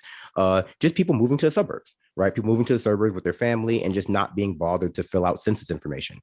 Like, as somebody who was in New York during the sort of height of the first wave, when people were leaving, that was when they were doing the census too. Right. There's a lot of people who left New York state. They went back to their family homes or something like that. I remember doing the census and thinking, like, it's amazing I'm doing this and I'm proud of myself for doing this. And I don't think a lot of other people are going to be doing this in this circumstance. Well, Cuomo did not push for it. That was like, I think this criticism is rightful, but I just want to touch on Brandon's point because I think it's so key. When you get the older generation criticizing millennials or whatever, for not buying homes in addition to not having children? And the answer is right in front of everybody. It's that the average person of our age, I'm forgetting the exact figures, but it's around $30,000 in student loan debt for people that went to college. And so that's an albatross. People aren't buying homes and they're not having kids because they have to worry financially for many, many years going forward about that debt. It's hampering things. And I think that's can't be understated, you know? Yeah, I think there's far more pressure on families. You see people in your generation delaying getting married and having children, and I think there's also a decent. I don't have any data on this, but I would imagine there is at least some factor. Is people are worried about bringing children into this world because of climate change, and all of those things combine, I would imagine, to, suppress the birth rate. I don't know how dramatic it's going to be. I did an interview with, just sort of, this is tangential, with a guy named Dan Bauk, who apparently used to teach Brendan. Apparently Brendan took a lot of classes with this guy. Sometimes that's what you do. You find a professor who's going to give you a good grade, and then you stick with that person and ride them through your whole college career. But he was talking about the apportionment process, and apparently the minimum representation you can have in this country is, or I should say the maximum amount of representation is one representative for 30,000 people. That's the maximum amount of representation you're allowed. There is no minimum. So we now have something like 700,000 people represented by one person. They stopped up until 1920. Congress would grow every time there was a new census. I mean, we have a constitutionally mandated census, right? And we do that for one reason, essentially. I mean, there's ancillary benefits we get from it, but there's one reason. It is to make sure that we're providing adequate representation. And the primary vehicle for that representation is through Congress. And we stopped expanding Congress 100 years ago when our population was 1/3 the size it is today. So if we were to have maintained essentially the ratio, we should have 1,300 members of Congress at this point. Now that may be a crazy stat. Yeah, it's nuts. It's Yeah. nuts. But that's what it is. Calling from a 256 area code. Who's this? Where are you calling from? Jacob from Alabama. Jacob from Alabama. How are you, Jacob? I'm good. How are you, Sam? Doing good. Good. What's happening down there? We're obviously in the wake of the Bessemer unionization at Amazon, but there's another strike going on too, right? Right. Yeah. There's 1,100 coal miners are on strike right now, and there is something around that intersects really well with a lot of what y'all talk about. But really quick before I got into that, there's there's kind of an obscure caller who calls in to the Majority Report sometimes. He goes by Ronald Reagan. He's like an immigration attorney or something. And I found out that he has a podcast called Redirect, and his Patreon, he has a Patreon goal of 100. And once he gets 100 patrons, they'll take a pro bono asylum case. So, they are currently at 99 patrons. Yesterday they were at 97. I joined, then they were at 98. Now they're at 99. So they only need one more patron, and then they're going to take a pro bono asylum case and update people about it. So I think that would be really cool. Really cool. And since they're so close, I just wanted to shout that out really quick. I want to just correct you. It's Redirected is my understanding of the podcast. Redirect. I don't think so.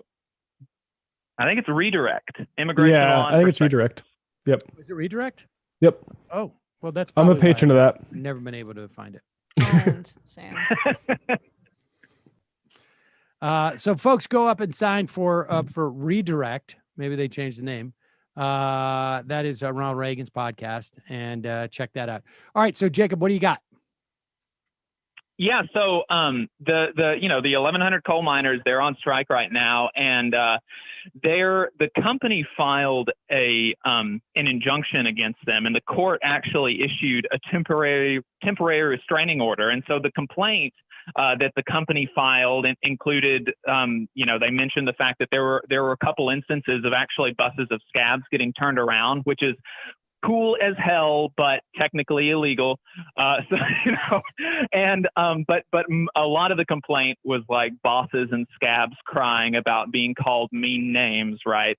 And the court issued a temporary restraining order, reiterating the law about you can't keep people off of private property and whatever. But the craziest thing that they did is they limited picket lines to 6. Like they limited how many people could be on picket lines. Only 6 people can be at any entrance of the coal mine, which is insane. Like that's totally, this is literally the government coming in and telling protesters, telling coal miners in Alabama when and where and what they can say. And there has been, this has all of the kind of trappings of a good cancel culture, free speech warrior issue. Like these are coal miners in Alabama. A lot of them are conservative. There's an activist judge. The state is coming down against free, and there's like nothing. None of the local conservative folks, no, the IDW people, like there's absolutely nobody's coming out for these people. And so, I just wanted to make sure you knew that and see if you had any thoughts about that. See if maybe if you've been following Dave Rubin closer than I have, you've heard him talk about how important free speech is and that these coal miners need to be supported and that the state is overstepping, these activist judges and PC culture run amok. Maybe you've seen that, but I haven't. So I wanted to kick that to you, and I can Well, Jacob, let me just ask you one question. Is there any type of redress that you can get from the National Labor Relations Board for, not you, but could they? Could they? Oh, well, they're definitely, they are, they're taking the company to court, and they're looking at, they're lawyers and they're doing everything that they can. But, the court, the NLRB is a very teethless organization. Like, I don't even think they have the ability to issue fines at all, and except for like they can make companies give back wages in the case where they fire somebody unlawfully, but I don't even think they can issue fines. The NLRB, it'll have to come through the actual court system, and but they are challenging it, and we'll see what they're able to do. The president, the international vice president for District 20, which is the South, at a rally, he said something about this is America, and we ought to be able to call a scab, right? So they're going at the free speech angle on this too. The union is, and the coal miners, and so hoping that they can get that rescinded. But the order has been in place for 3 weeks now, and it was just extended on April 15th. The current order expires on the 28th, and so we'll see what happens with that. I haven't heard anything about it being extended, but we're going to see, and we're going to see if there's going to be any redress from the courts. But it's not going to come from the NLRB, I don't think. All right. Well, I appreciate the call. Thanks for that. That's a little snowflakey, and obviously I'm sure free speech warriors will be out about this.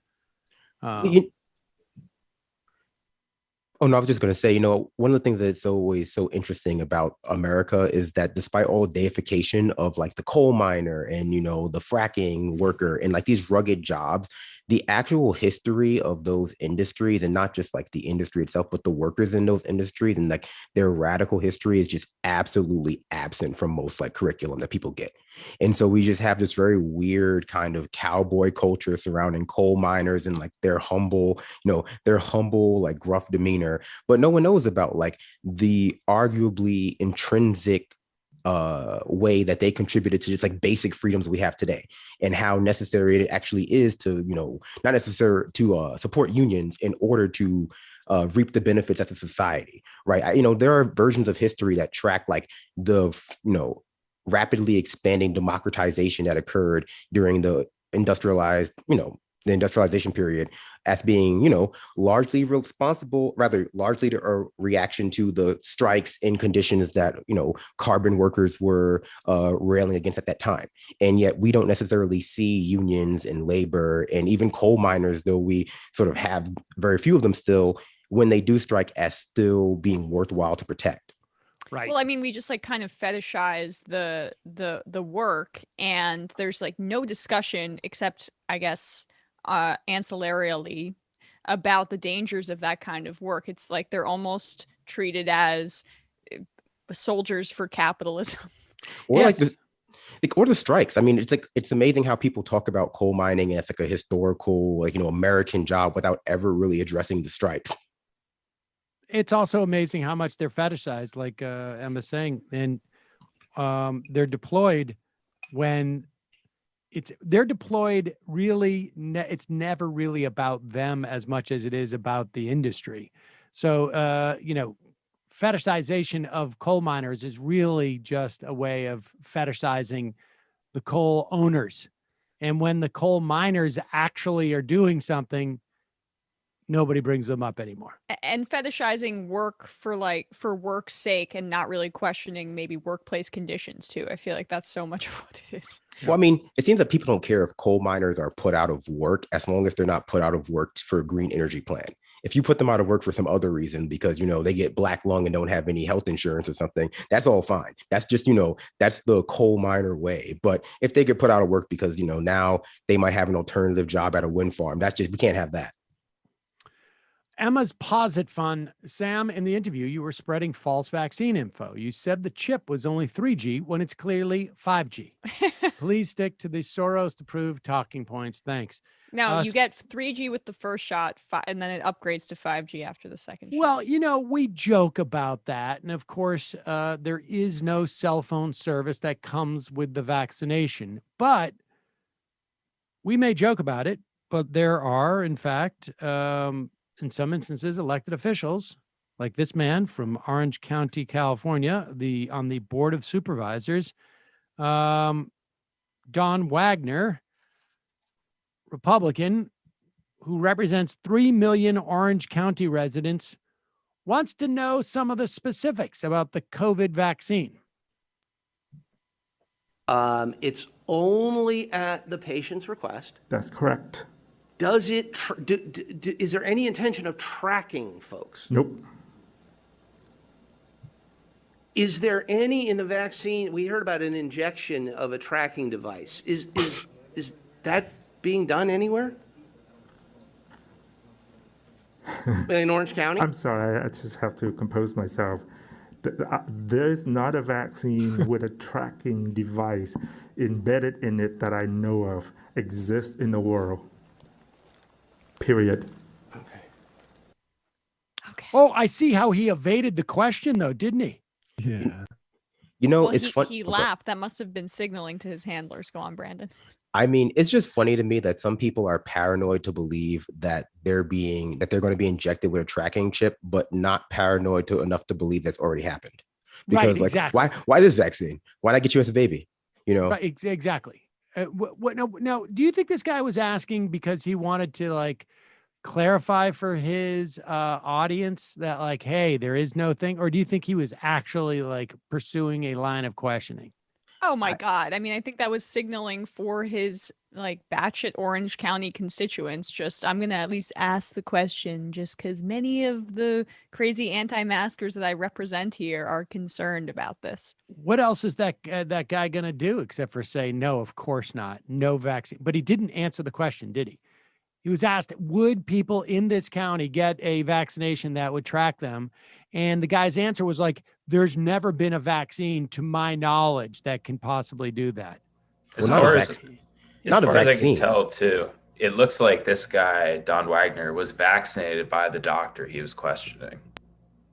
So maybe he you know, he's asking this question just to sort of placate his people. Let's give him the benefit of the doubt of that. I don't know if that's better. Well, at least he's doing what is, you know, I mean, I think that's a fairly responsible thing to do. Yeah, you're right. I mean, but even putting it out there, I mean, we get upset when Tucker Carlson just asks questions, right? There's some questions that are so illegitimate that even asking them of a public health official is ridiculous. I disagree with that. I mean, because when Tucker Carlson asked the question, he asked it rhetorically. He like the answer to Tucker's question about that is like, we don't know.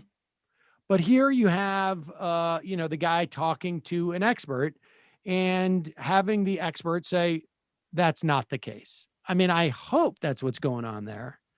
But he's a Republican. Who knows? Exactly. And well, again, and to Brandon's point about the weirdness of the paranoia about the tracking device with this vaccine, like, did these people have cell phones?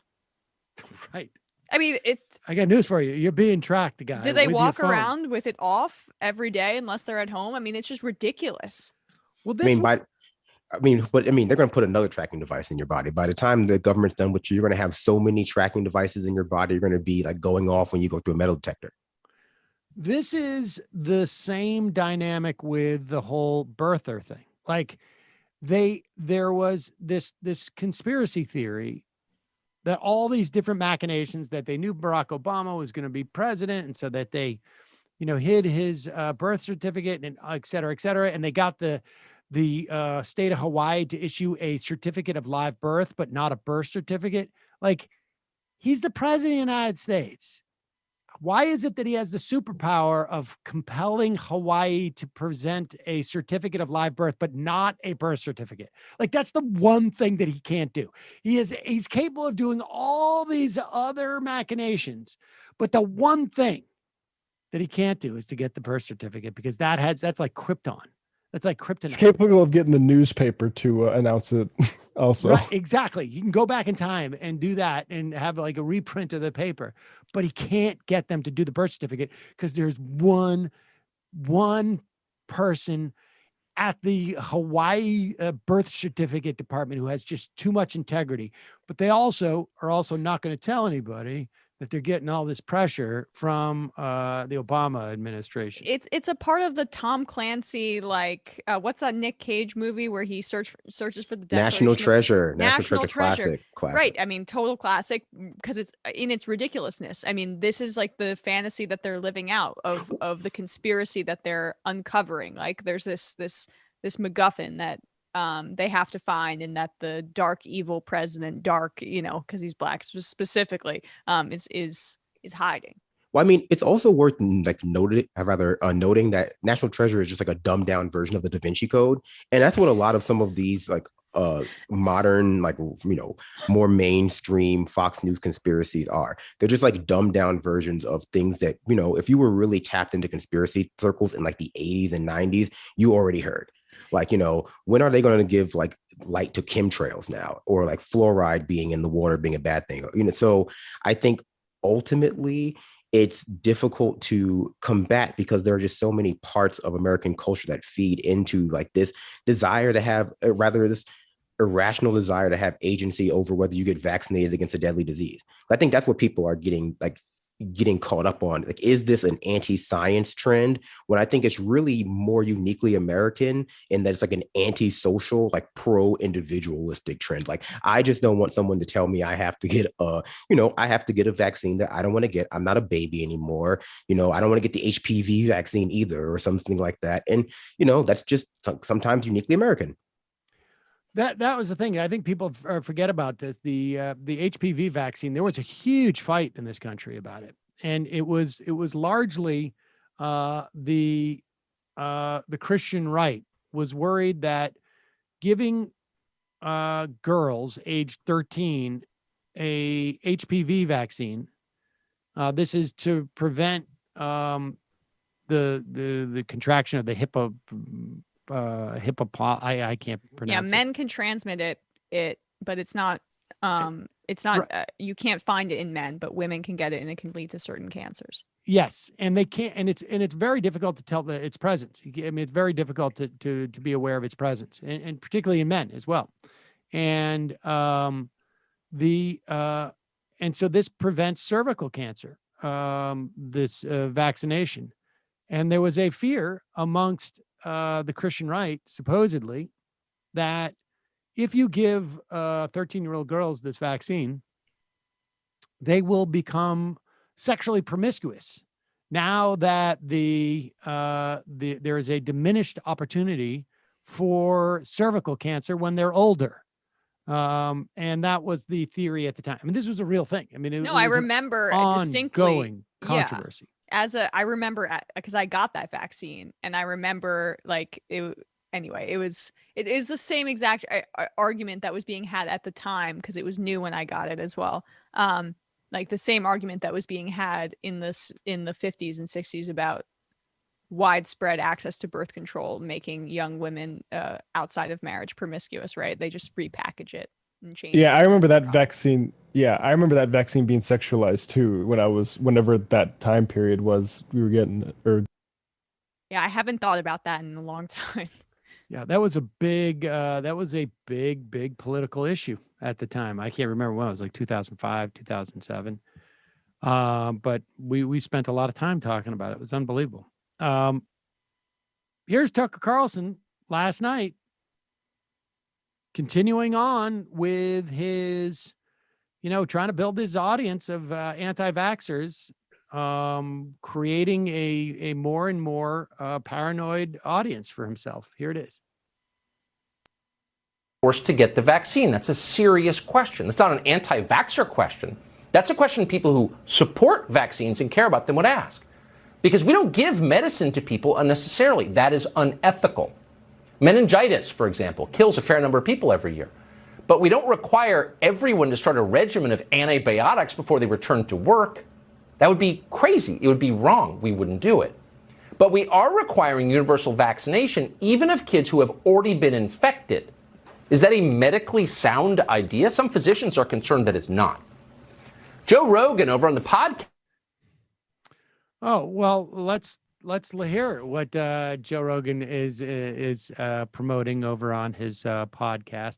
I mean, first off, there may be some doctors who are recommending only one shot for people who have sufficient antibodies. But the idea is it functions as a booster of those antibodies, because we do not know how long the antibodies remain in the body. We just don't know. So it is best to be cautious in this situation. Like, what is the downside? And we should say with meningitis, there is a vaccine, incidentally, for that as well. That is often taken. I don't know what he means by taking antibiotics before he comes home from work. I don't quite get that. But I will say, go ahead. Go ahead. I will say I had COVID-19 way early, and I'm getting the 2-dose vaccine as well. And, to his point about we don't make people take antibiotics, our medical regimen doesn't do that.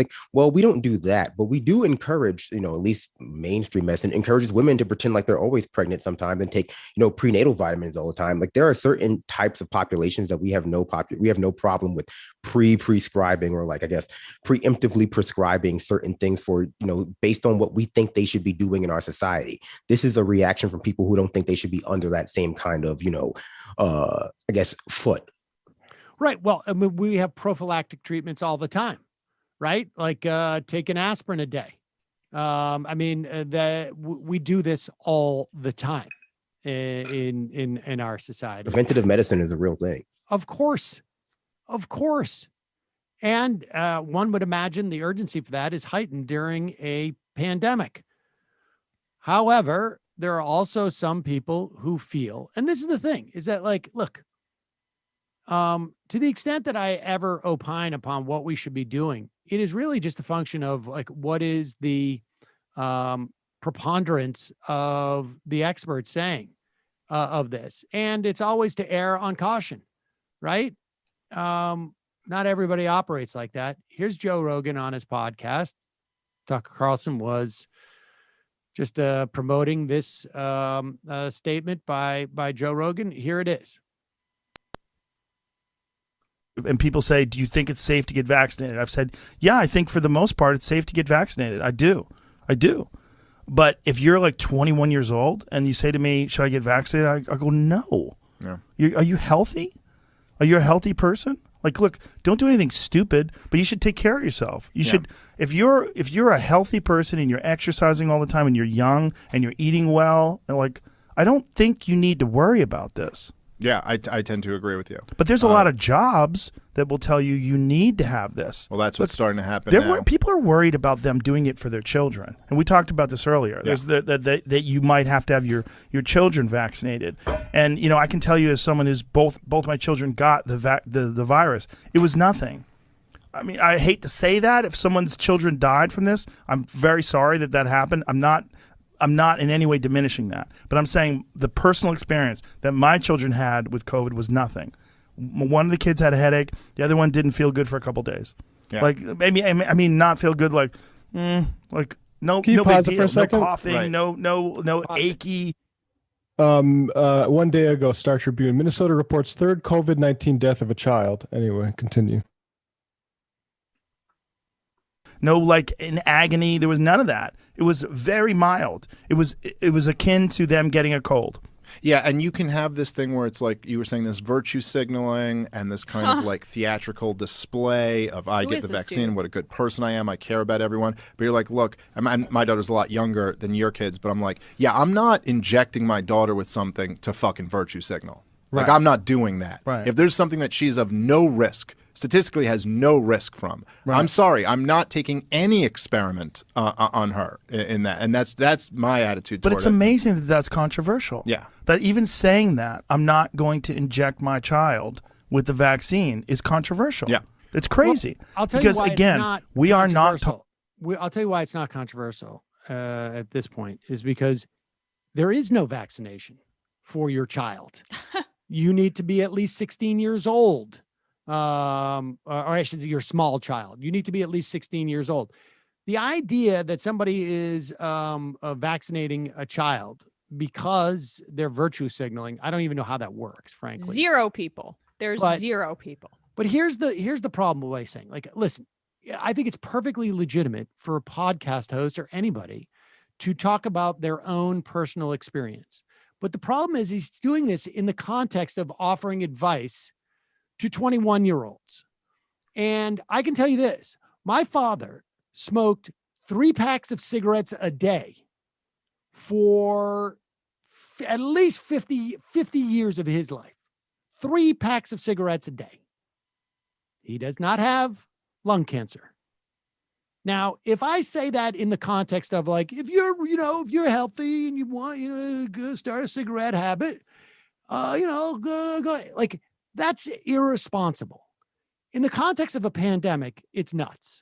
Because the fact of the matter is that, yes, of course, there are people who die age 21. Statistically speaking, probably not that many at all. However, they have the ability to pass it on to people who cannot get vaccinations. Maybe they're immunocompromised or whatever it is. They have the ability to pass it on, and there are breakthrough infections. And if there is no opportunity cost, if there is no danger, if you agree that it is not dangerous, there is no reason for a 21-year-old. In fact, if you are concerned about the idea of your 5-year-old kid or your 6-year-old kid or your 7-year-old kid or your 2-year-old kid or your 10-year-old kid getting a vaccination, the best thing you can do is suggest that all adults get vaccinated. We need to hit approximately 70% vaccination rate for every person in the country, 70% of every person in the country, to get to some type of herd immunity. Like, look, measles still exist, even though we have widespread vaccination. And when people don't vaccinate, it crops back up. This could be around for a long time. And the bottom line is, to get to 70%, 21-year-olds need to vaccinate, because if you want to keep children from not needing the vaccination, because for whatever reason, then you're going to want to promote 21-year-olds getting the vaccine. That's just the bottom line. We live in a society. We have a responsibility to each other. It's not virtue signaling.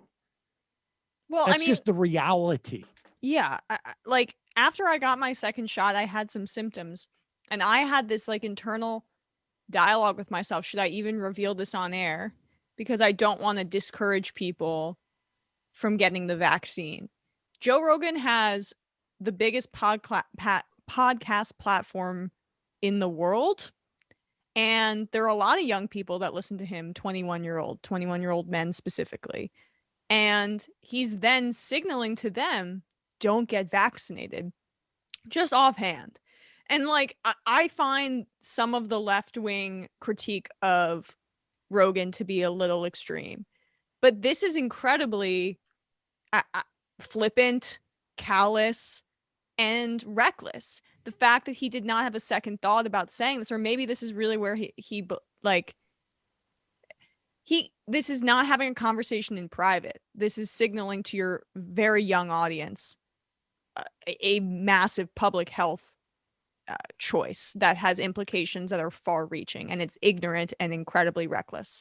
Also, a lot of the things like Sam mentioned at the beginning are just inaccurate or like not fully correct. Like, for example, there was a study that came out about college athletes who suffered from COVID or who got COVID-19, who continued to work out post-COVID-19, and they were suffering abnormal heart consequences as a result of it. So we don't actually know what the long-term consequences of having COVID-19 is, and not necessarily treating it with caution. I think there, like to Sam's analogy about smoking, I think there is the analogy of, well, I know somebody who smoked their whole life and they didn't get cancer. Exactly. And then there's the analogy of like, well, I feel fine now because I am smoking and I don't currently have cancer. Therefore, I can't ever be suffer from negative health consequences in the future. And I think Joe Rogan's also kind of drawing on that. Like, well, if you get COVID-19, you might have the sniffles for a week or two if you're an athlete, and then you'll be fine. But it's like, no, actually a lot of, the data we're finding is showing that there are long-term health consequences that we're not seeing in people until a few months after they've had COVID-19. Mental health consequences. Yeah. We've mental had health. Yeah. Horrible tracking of this stuff. I mean, and here's the thing. There's a lot of people too. So like, well, if you're going to take your medical advice from Joe Rogan, that's on you. But we live in a different era than, when Walter Cronkite was the everybody trust.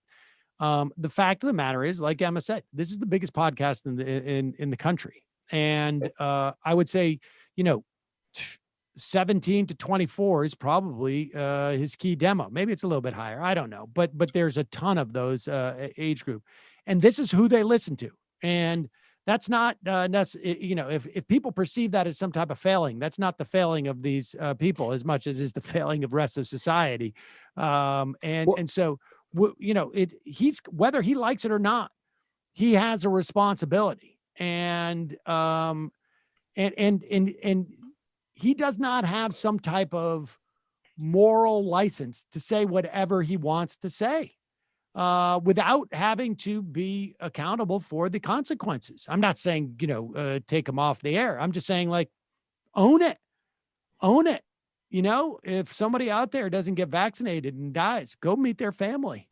Go hang out with them. If somebody out there doesn't get vaccinated and get somebody else sick, it's just an arrogance with his platform, which is very off-putting to me, because I don't know how you get to this point and have the success that he does, where I don't even think he's a bad guy, but to just say whatever when there's a pandemic going on and there's public health risk. I mean, you can't do that. You have to take on more responsibility as a person with this amount of power. And I feel like he shirks that responsibility and dismisses it regularly. And I feel like this is a stunning, good word, Sam, example of that.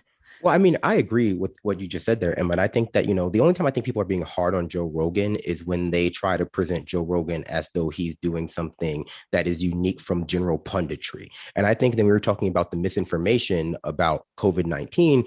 I think what you're seeing is just like a failure of our system, at least our pundit media culture system up until this point, to actually enforce any real standards about like what you can and can comment on. And I don't mean, I think like ruffle people's feathers in terms of free speech, but like Joe Rogan isn't the only person who has been spreading like incomplete / misinformation about COVID-19, born from a arguably reactionary place that because I'm a smart person who's good at figuring things out, I'm suddenly an epidemiology. I'm suddenly an epidemiologist, or I'm a virologist. In the early days of COVID-19, you had pundits at Vox talking about hydroxychloroquine. And because they had read 3 articles about it, suddenly they were a doctor. And so I think that, a lot of times, same with Trump, we see like a lot of these failures become highlighted in situations where like we really need people to be responsible. But I think, ultimately, Joe Rogan is unique in terms of the audience he attracts and their willingness to go to bat for him. And I think that's a function more of the alienation that occurs from reading just modern punditry. But in terms of the kind of thing that he thinks he's allowed to comment on without any expertise, I think that that's more or less the norm rather than the exception. And he takes it even further though, because he's often doing it live and he's, Joe Rogan. Well, I think, and look, I understand where that impetus comes from, particularly in his case. I mean, as a comedian, there is a value for, comedians who, good comedians, to be truthful, to try and express as much truth as you can through your art. I mean, that is and I understand that. But when you do have a platform that size, that's what makes him unique. It's the size of the platform. And let's be clear here. I can appreciate somebody saying like, well, look, I never signed up to be that kind of role model. I'm just doing, I have a responsibility to me to say, and I'm not saying that he shouldn't, say like my kids had this type of reaction, but it's how it's contextualized. And that's problematic.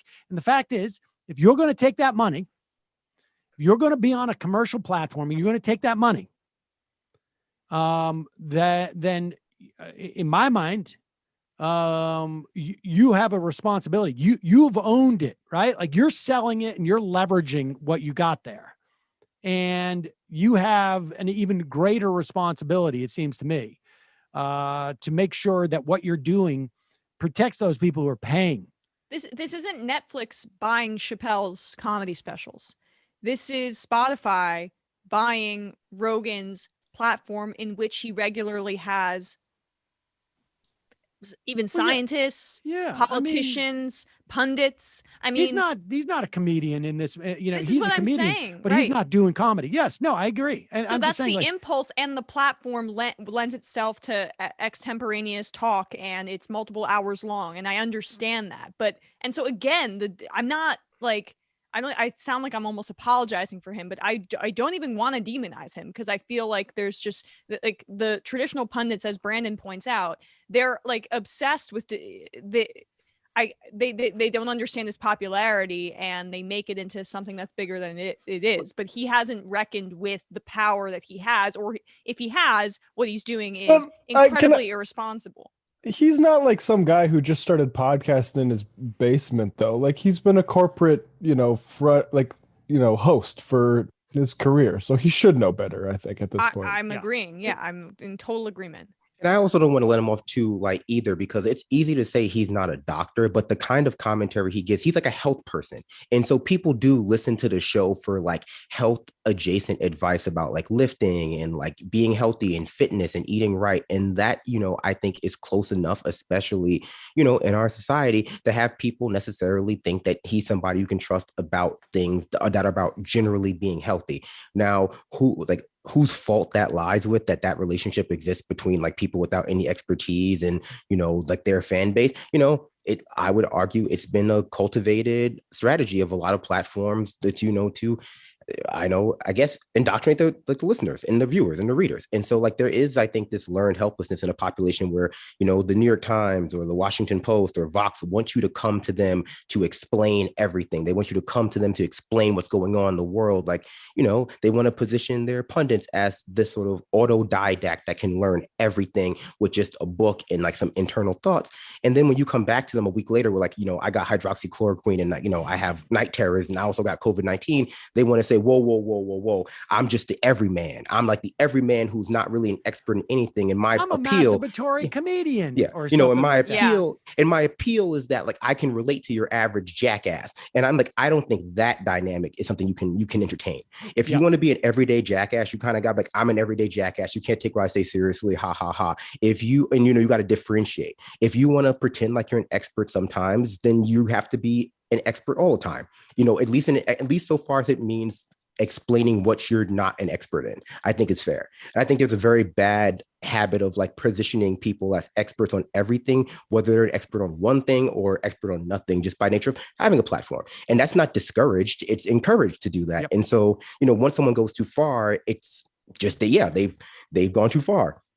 Well, that's how Rush Limbaugh attempted to escape any accountability for whatever he would do.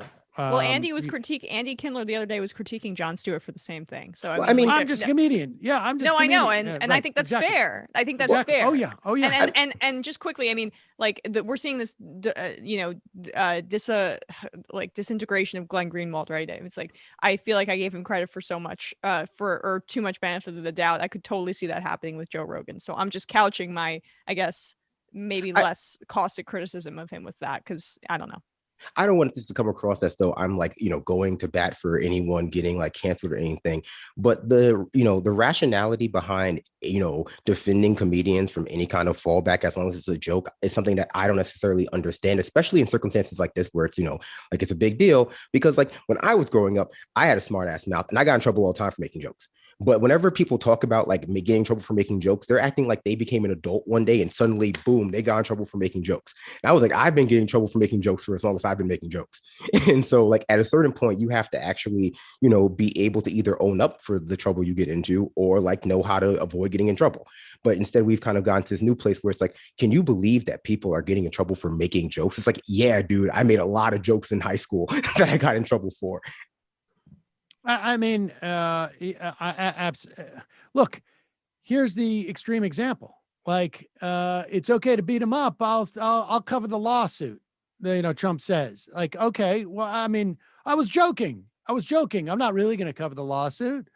I mean, how, you know, like what responsibility do you have to put out there? I understand there are certain contexts where, you know, comedians and artists want a license, and I'm not saying that people should be, you know, subject to government fines for this stuff, but you have to have accountability. And particularly if this is a commercial endeavor, right? I mean, like, you know, you want your art, you can do this in an artistic way, just, you know, put it out there, but you're using the apparatus and you have an entire mechanism that is designed to amplify your voice for money. And so it's not just art. Let's be clear on that. Here is, speaking of this sort of tact, this is far more malignant, if you ask me. Here's Ben Shapiro.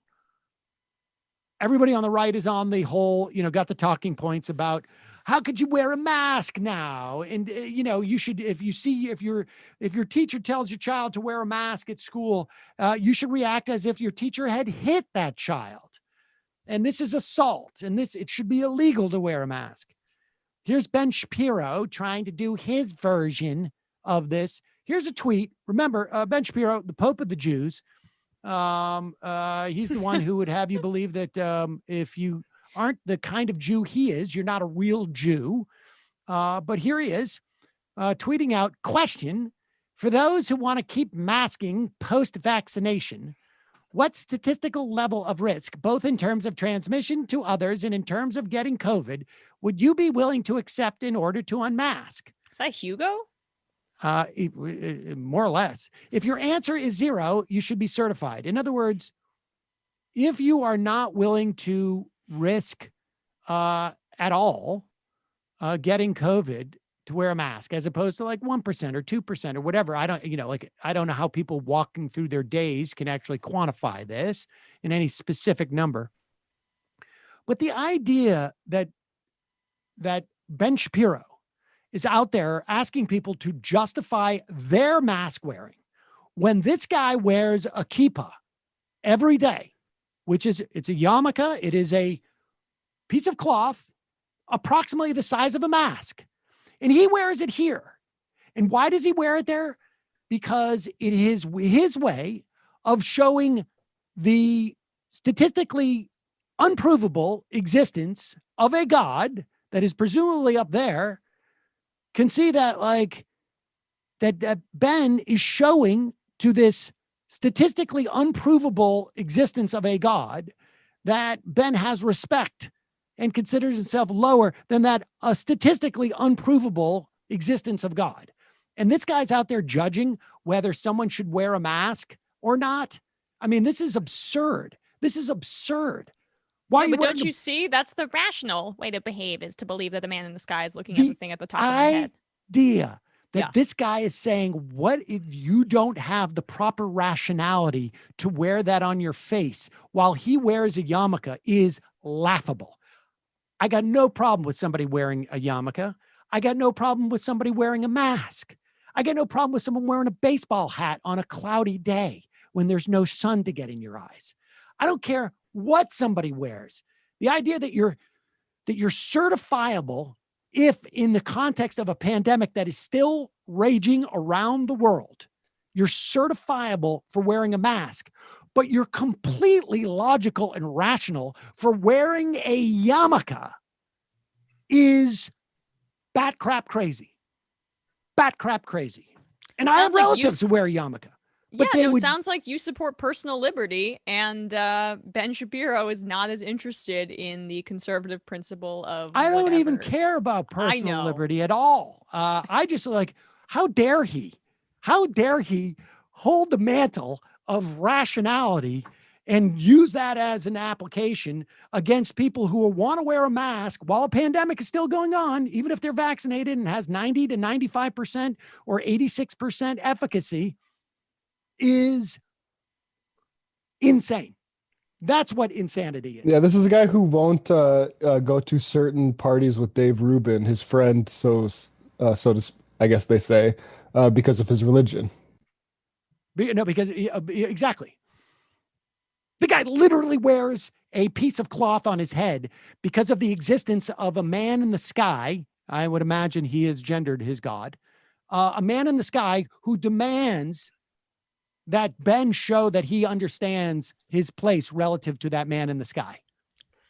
I just find it so interesting that the right has been able to take dominance over this idea that they're the most rational of the political spectrum, despite, only rather solely because they ask these kinds of asinine, first year philosophy questions, because it's not even a good question. It's what level of acceptable risk? Just who knows? Right? Who knows? What if the difference between wearing a mask and not wearing a mask is the difference between 1% and 29 or 30%? That's actually a very big jump.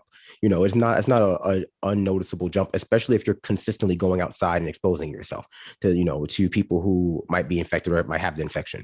And so a lot of these questions that the right throws out as these logic traps. Well, what the chance of you dying in a car crash is? It's just pretty high, actually. I thought we should get rid of cars too, but now we're talking about the pandemic that you can control more easily than necessarily de-fossil fueling America and getting rid of all the cars.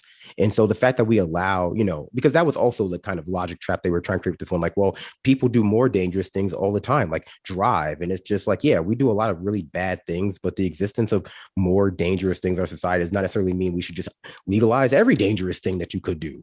Of course, and you lay on more risk. That means that there's more risk. Yeah. Yeah. Does Ben support legalizing marijuana if we're just going to, go no holds barred with whatever people want to do with their own, I guess? Go on, Sam. Well, no, and the other part about this is that this also has an implication that goes beyond this moment. The reason why we suffered and will continue to suffer hundreds of thousands of deaths in this country. And it would be unlikely if we get through this.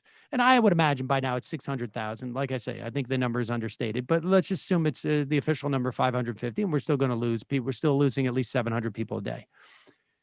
It's because we, like other Western countries, reacted very slowly to this, because there was also a lot of cultural barriers to responding quickly. And one of those cultural barriers was the idea of wearing masks. And you can see the data. It is men who weren't wearing as much mask throughout all of this, rather, because there's some perception that it's emasculating or it's irrational, or it's like you're showing that you're afraid of something. And that's the reason why so many people died in this country. I mean, that's just the bottom line.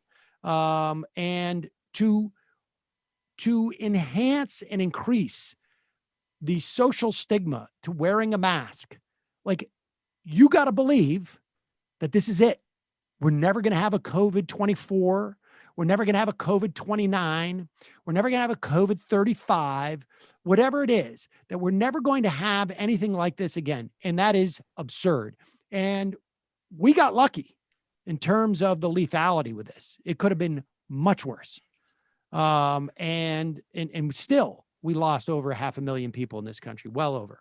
How threadbare does your masculinity have to be that a piece of cloth around your face poses a threat to it?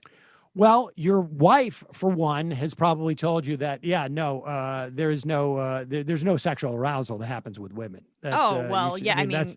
He's trying everything. He's trying to take off the mask to see if that will work. But, Sam, over under on how many days it will take for Shapiro to accuse you of anti-Semitism. Well, I mean, he won't engage with Sam. He's afraid. Oh, right. Yes, it's very Jimmy Dore of him. But I do I have no problem where people wear yarmulkes. I have people I have people in my family who wear yarmulkes. No, that's the point, though. It was like the same, that Bernie Sanders is an anti-Semite critique, right? Like maybe that'll be his new way to I don't think so. from this. I don't think so. Ben Shapiro's not going to. He doesn't want to engage, because then he's going to have to engage more. All right, Bob in Croatia. We got a couple more minutes here. I'll tell you what. We have one more phone call. Brandon, you will choose. Give me a number between 2 and 9. Okay. It could be 5. 5. First 5. First 5 we got here. Calling from a 530 area code. Who's this? Where are you calling from?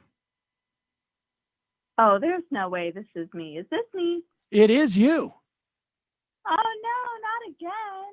Sam, it's Brooke from Sacramento. Brooke from Sacramento. What do you mean not again? Why did you call in if you didn't want to talk? No, I'm like insecure. So I get intimidated when I call in. Okay, well, I'm in an awkward position. I'm sorry that I took your call. What would you like to say? Oh, sorry. I didn't mean to make you feel bad. First and foremost, it's kind of hard to figure out like what to talk about today, because you guys touched on so many significant points today. But I'm going to start with the whole situation going on with Joe Rogan. Someone who I really think who is familiar with your crew touched on kind of the culture that Joe Rogan has been making around like misinformation is Nomiki Konst. Because months ago, I don't know if you guys will remember this, but I want to say he had like the leader of one of the Proud Boys on his show, and Nomiki so poignantly and so eloquently called him out for it on her channel. And like, I kind of like the sentiment that Emma echoed. I want to say that he's not a bad guy, but I cannot help but kind of see this trend of behavior, especially like you guys were touching on today with his very young, very impressionable audience. Yeah, I mean, Can I just cut in there? I think people go out of their way too much to give credit to Joe Rogan for like smoking weed or being pro psychedelics or like pro sports or something like that. Like the fact is the guy will spend 3 hours talking to Douglas Murray about Western civilization being threatened. I think he's a a-hole. Like, I don't know. Absolutely. I mean, look, it's sort of irrelevant. It's really in my opinion, it's just the assessment of like, what kind of damage is he doing and how irresponsible is he in that given that moment. I mean, and I only give my assessment and assumption of like, his state of mind only because, I vaguely knew him back in the day, and I know a lot of comedians, and I know their sort of perspective on this, and it's like it's just irresponsible. I mean, it's just like it's fundamentally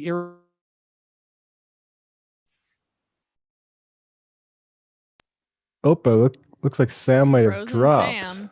So Caller. no, we won't have That either means we would because have lost he's the call coming as well. through. Oh right, yeah. Okay. So I'm going to try to remove Sam from video here, and maybe we, Let me look for a clip.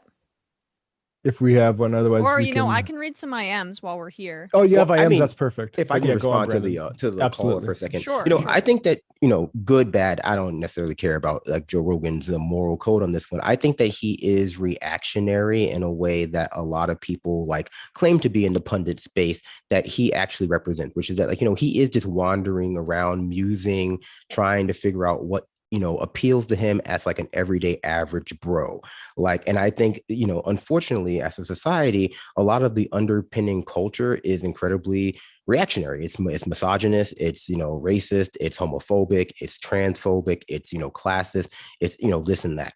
And so when you give people the ability to, and also encourage them to like only look internally for like the solutions to their problems or the solutions to like what's going on in the world or even what the problems with the world are, they're going to be, and they're going to trend towards the, I don't know what the word I'm looking for. Oh, the hegemonic norms, right? I think what you see in Joe Rogan is like a bro who is also in many ways incredibly emblematic of a lot of the the underlying problematic issues with America.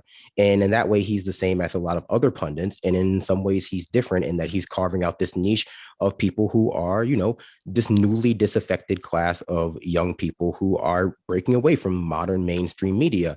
And I think that, I hammer this point home that he's not so different from the mainstream media in this sense, because it's like one of the worst things about this trend, I think, is comedians and people pretending that they're being transgressive or like by speaking the truth, when a lot of times they're just being like wrong and also speaking to the same kind of like bigotry that's been in America for the past 300, 400 years. In this case, not Joe Rogan, but just broadly speaking, this like trend of Ben Shapiro types of being these transgressive truth tellers, when in reality, they're telling the same old lies that they've been being told for, the history of this country. Absolutely, yeah. All right, I'll read some IMs until we get Sam back, and then we'll probably head out of here right now. 5G Super Soldier says, guy who only has sex through a hole in a sheet thinks wearing a mask during a pandemic makes you crazy. That's a pretty good one. Majority Report Wardrobe Coordinator says, Ben Shapiro should have a booster seat and sit this one out. Moon in the Lake says, wearing a yarmulke is virtue signaling. LOL. I wish Sam was here to comment on that. Andy H says, even if I am fully vaccinated, I'm going to wear a mask to avoid allergies this season. And it's not a bad idea during flu season as well. Tucker Carlson and Pepino are just wrong and dumb. I don't know how that will help you with allergies, because if you're indoors, you may still get some of the pollen. I don't really know how that works. Allergy King Brandon, what's your sense? Even though you wear a mask outdoors, you're still susceptible to, because I am, the pollen's killing me right now. To be fair, the pollen is actually not killing me. It's just the sinus infection, I think, is getting me from the beginning. So, I mean, wearing a mask, I've been taking my allergy medication. You got to do your part. I was reading about how a lot of the issues with allergies are related to the kinds of trees that we have, but I'm not, a botanist. And I can't rail against Joe Rogan and people for, speaking outside of their expertise and then going about trees for 5 minutes. Oh yeah, no, I get it. I'm not one to speak out of my ass about trees because I know nothing. To be fair, allergies haven't killed 500,000 people, but yeah, exactly. Sam Simp in Cedar says, I just became the 100th patron for Redirect thanks to that caller. That's awesome. And thanks to Ronald Reagan for confirming my large calves. I don't necessarily know what that means, but Boston Bernie Bro says, my 21-year-old son has told me that he and his friends have no faith in the future. They're not even motivated to finish college, and few have dropped out. It's all about the looming climate disaster. I think that's such a good point, because I think that gives this like overwhelming sense of ennui, I guess, to a certain generation, even just coming up as a teenager right now, having the climate disaster be so ubiquitous and be such a present cloud over everyday life. It's like it has a psychological toll if you're tuned into it. It's just got to. I mean, and I would also add to that, I can only imagine the kind of toll it takes when you're constantly being told by this, vague narrative out there that the next generation is going to be the climate change generation. Because that was what I remember from like being in college, like, well, the climate change thing, the sunrise kids, they're the ones who are going to lead the future into the next generation.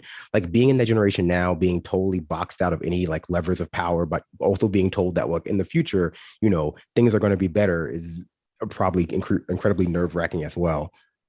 Exactly. All right. Sam's internet is kicked. I'm so sorry. If I had the soundboard, I'd do like a womp womp. But not in the cards today. So we're going to do a few more IMs and then we're going to head out of here. Thank you, Brandon, for coming on the show today. And you can plug the discourse after a few more of these. Left is Dubs says, I always thought that Ben Shapiro talks like a right-wing Porky Pig. That sounds pretty accurate. Sam from Ottawa says, Brendan makes an excellent point. Growing up, I was always told, well, this is Brandon, but easy to confuse. I was always told that mouth will get you in trouble one day. Well, it's never once gotten me in trouble because I grew up and don't spout the same childish nonsense Tucker or Crowder or Rogan make their living off of. Yeah, I mean, Crowder seems like he's permanently arrested as a 16-year-old. Crowder's begging for punishment from YouTube that he can transfer into Mug Club. All kinds of punishment, if maybe. He's really begging for it. I think is he the one who goes to like those like stores and like harasses the employees until they call the cops to, like and says it's free speech? Yeah, exactly. He like went he's went in drag. He really likes to dress up in drag, and then he went to a Planet Fitness and started throwing weights around because until he started throwing weights around, nobody really gave him any sort of second thought. People die in those YouTube prank videos all the time. You better watch out. So just a few more. Joe Rogan strikes me as a guy who would inject HGH from an unlicensed Mexican pharmacy but not take the vaccine, says Sam's Hunchback. And Big Black Clock, interesting, says, hey guys, Joe Rogan should know that there are peak athletes like Jason Tatum on the Boston Celtics who have been affected severely by the virus. That is really key. I mean, not a lot of people follow hockey, but Rasmus Dahlin, I think he was quoted, I don't remember the exact thing, but how he felt like he didn't even want to go to sleep in the middle of the night because he thought he was going to die. If Jason Tatum is having such severe effects from COVID, and someone like Rasmus Dahlin, or I mean, who else was it? Karl Anthony Towns, these like impeccable athletes. Karl Anthony Towns lost his mother and at least 4 other family members and had severe COVID. And it affected his play and it affected him in so many ways. So to leave on a sobering note there, or a somber note, doesn't matter how in shape you are. These guys are professional athletes. You don't know how this virus is going to affect you. And Brandon, I think, brought it up. Heart scarring on college athletes who are forced to play without pay in order to achieve their dreams of playing professionally. So with that said, sorry about Sam losing his internet, and I don't even have the soundboard, so I couldn't do final IM of the day, but excuse the bare bones show. We'll see you guys tomorrow. Sound good? Oh, and Brandon, tell everybody, I know you said it earlier, but what's going on Discourse? Oh, same old, hanging out, talking and shit. But you can find us on Twitter and on Twitch and on SoundCloud, all your wonderful content hosting platforms. We got the same stuff coming up as always. New interviews, new gaming. I know you guys like that. No chairs, Matt. Sorry. Yeah. Well, speaking of Matt, what's just repeat it again, Matt. What's happening on Left Reckoning? Ben Burgess, we're going to talk about more cancel culture related stuff because his new book, Canceling Comedians While the World comes out. While the World Burns comes out. Patreon.com/Left Reckoning. But go subscribe to the YouTube page. Yes, please do. All right, guys. Thanks so much for a great show. Thank you to the ghost of Sam Seder. We will see you tomorrow. It might take all the strength I got to get to where I want, but I know somehow I'm gonna get there. I wasn't looking when I just got caught between the truth and the light bar. But finding out won't make me feel any better. Yeah, I know the clock is ticking, but the meds are gonna kick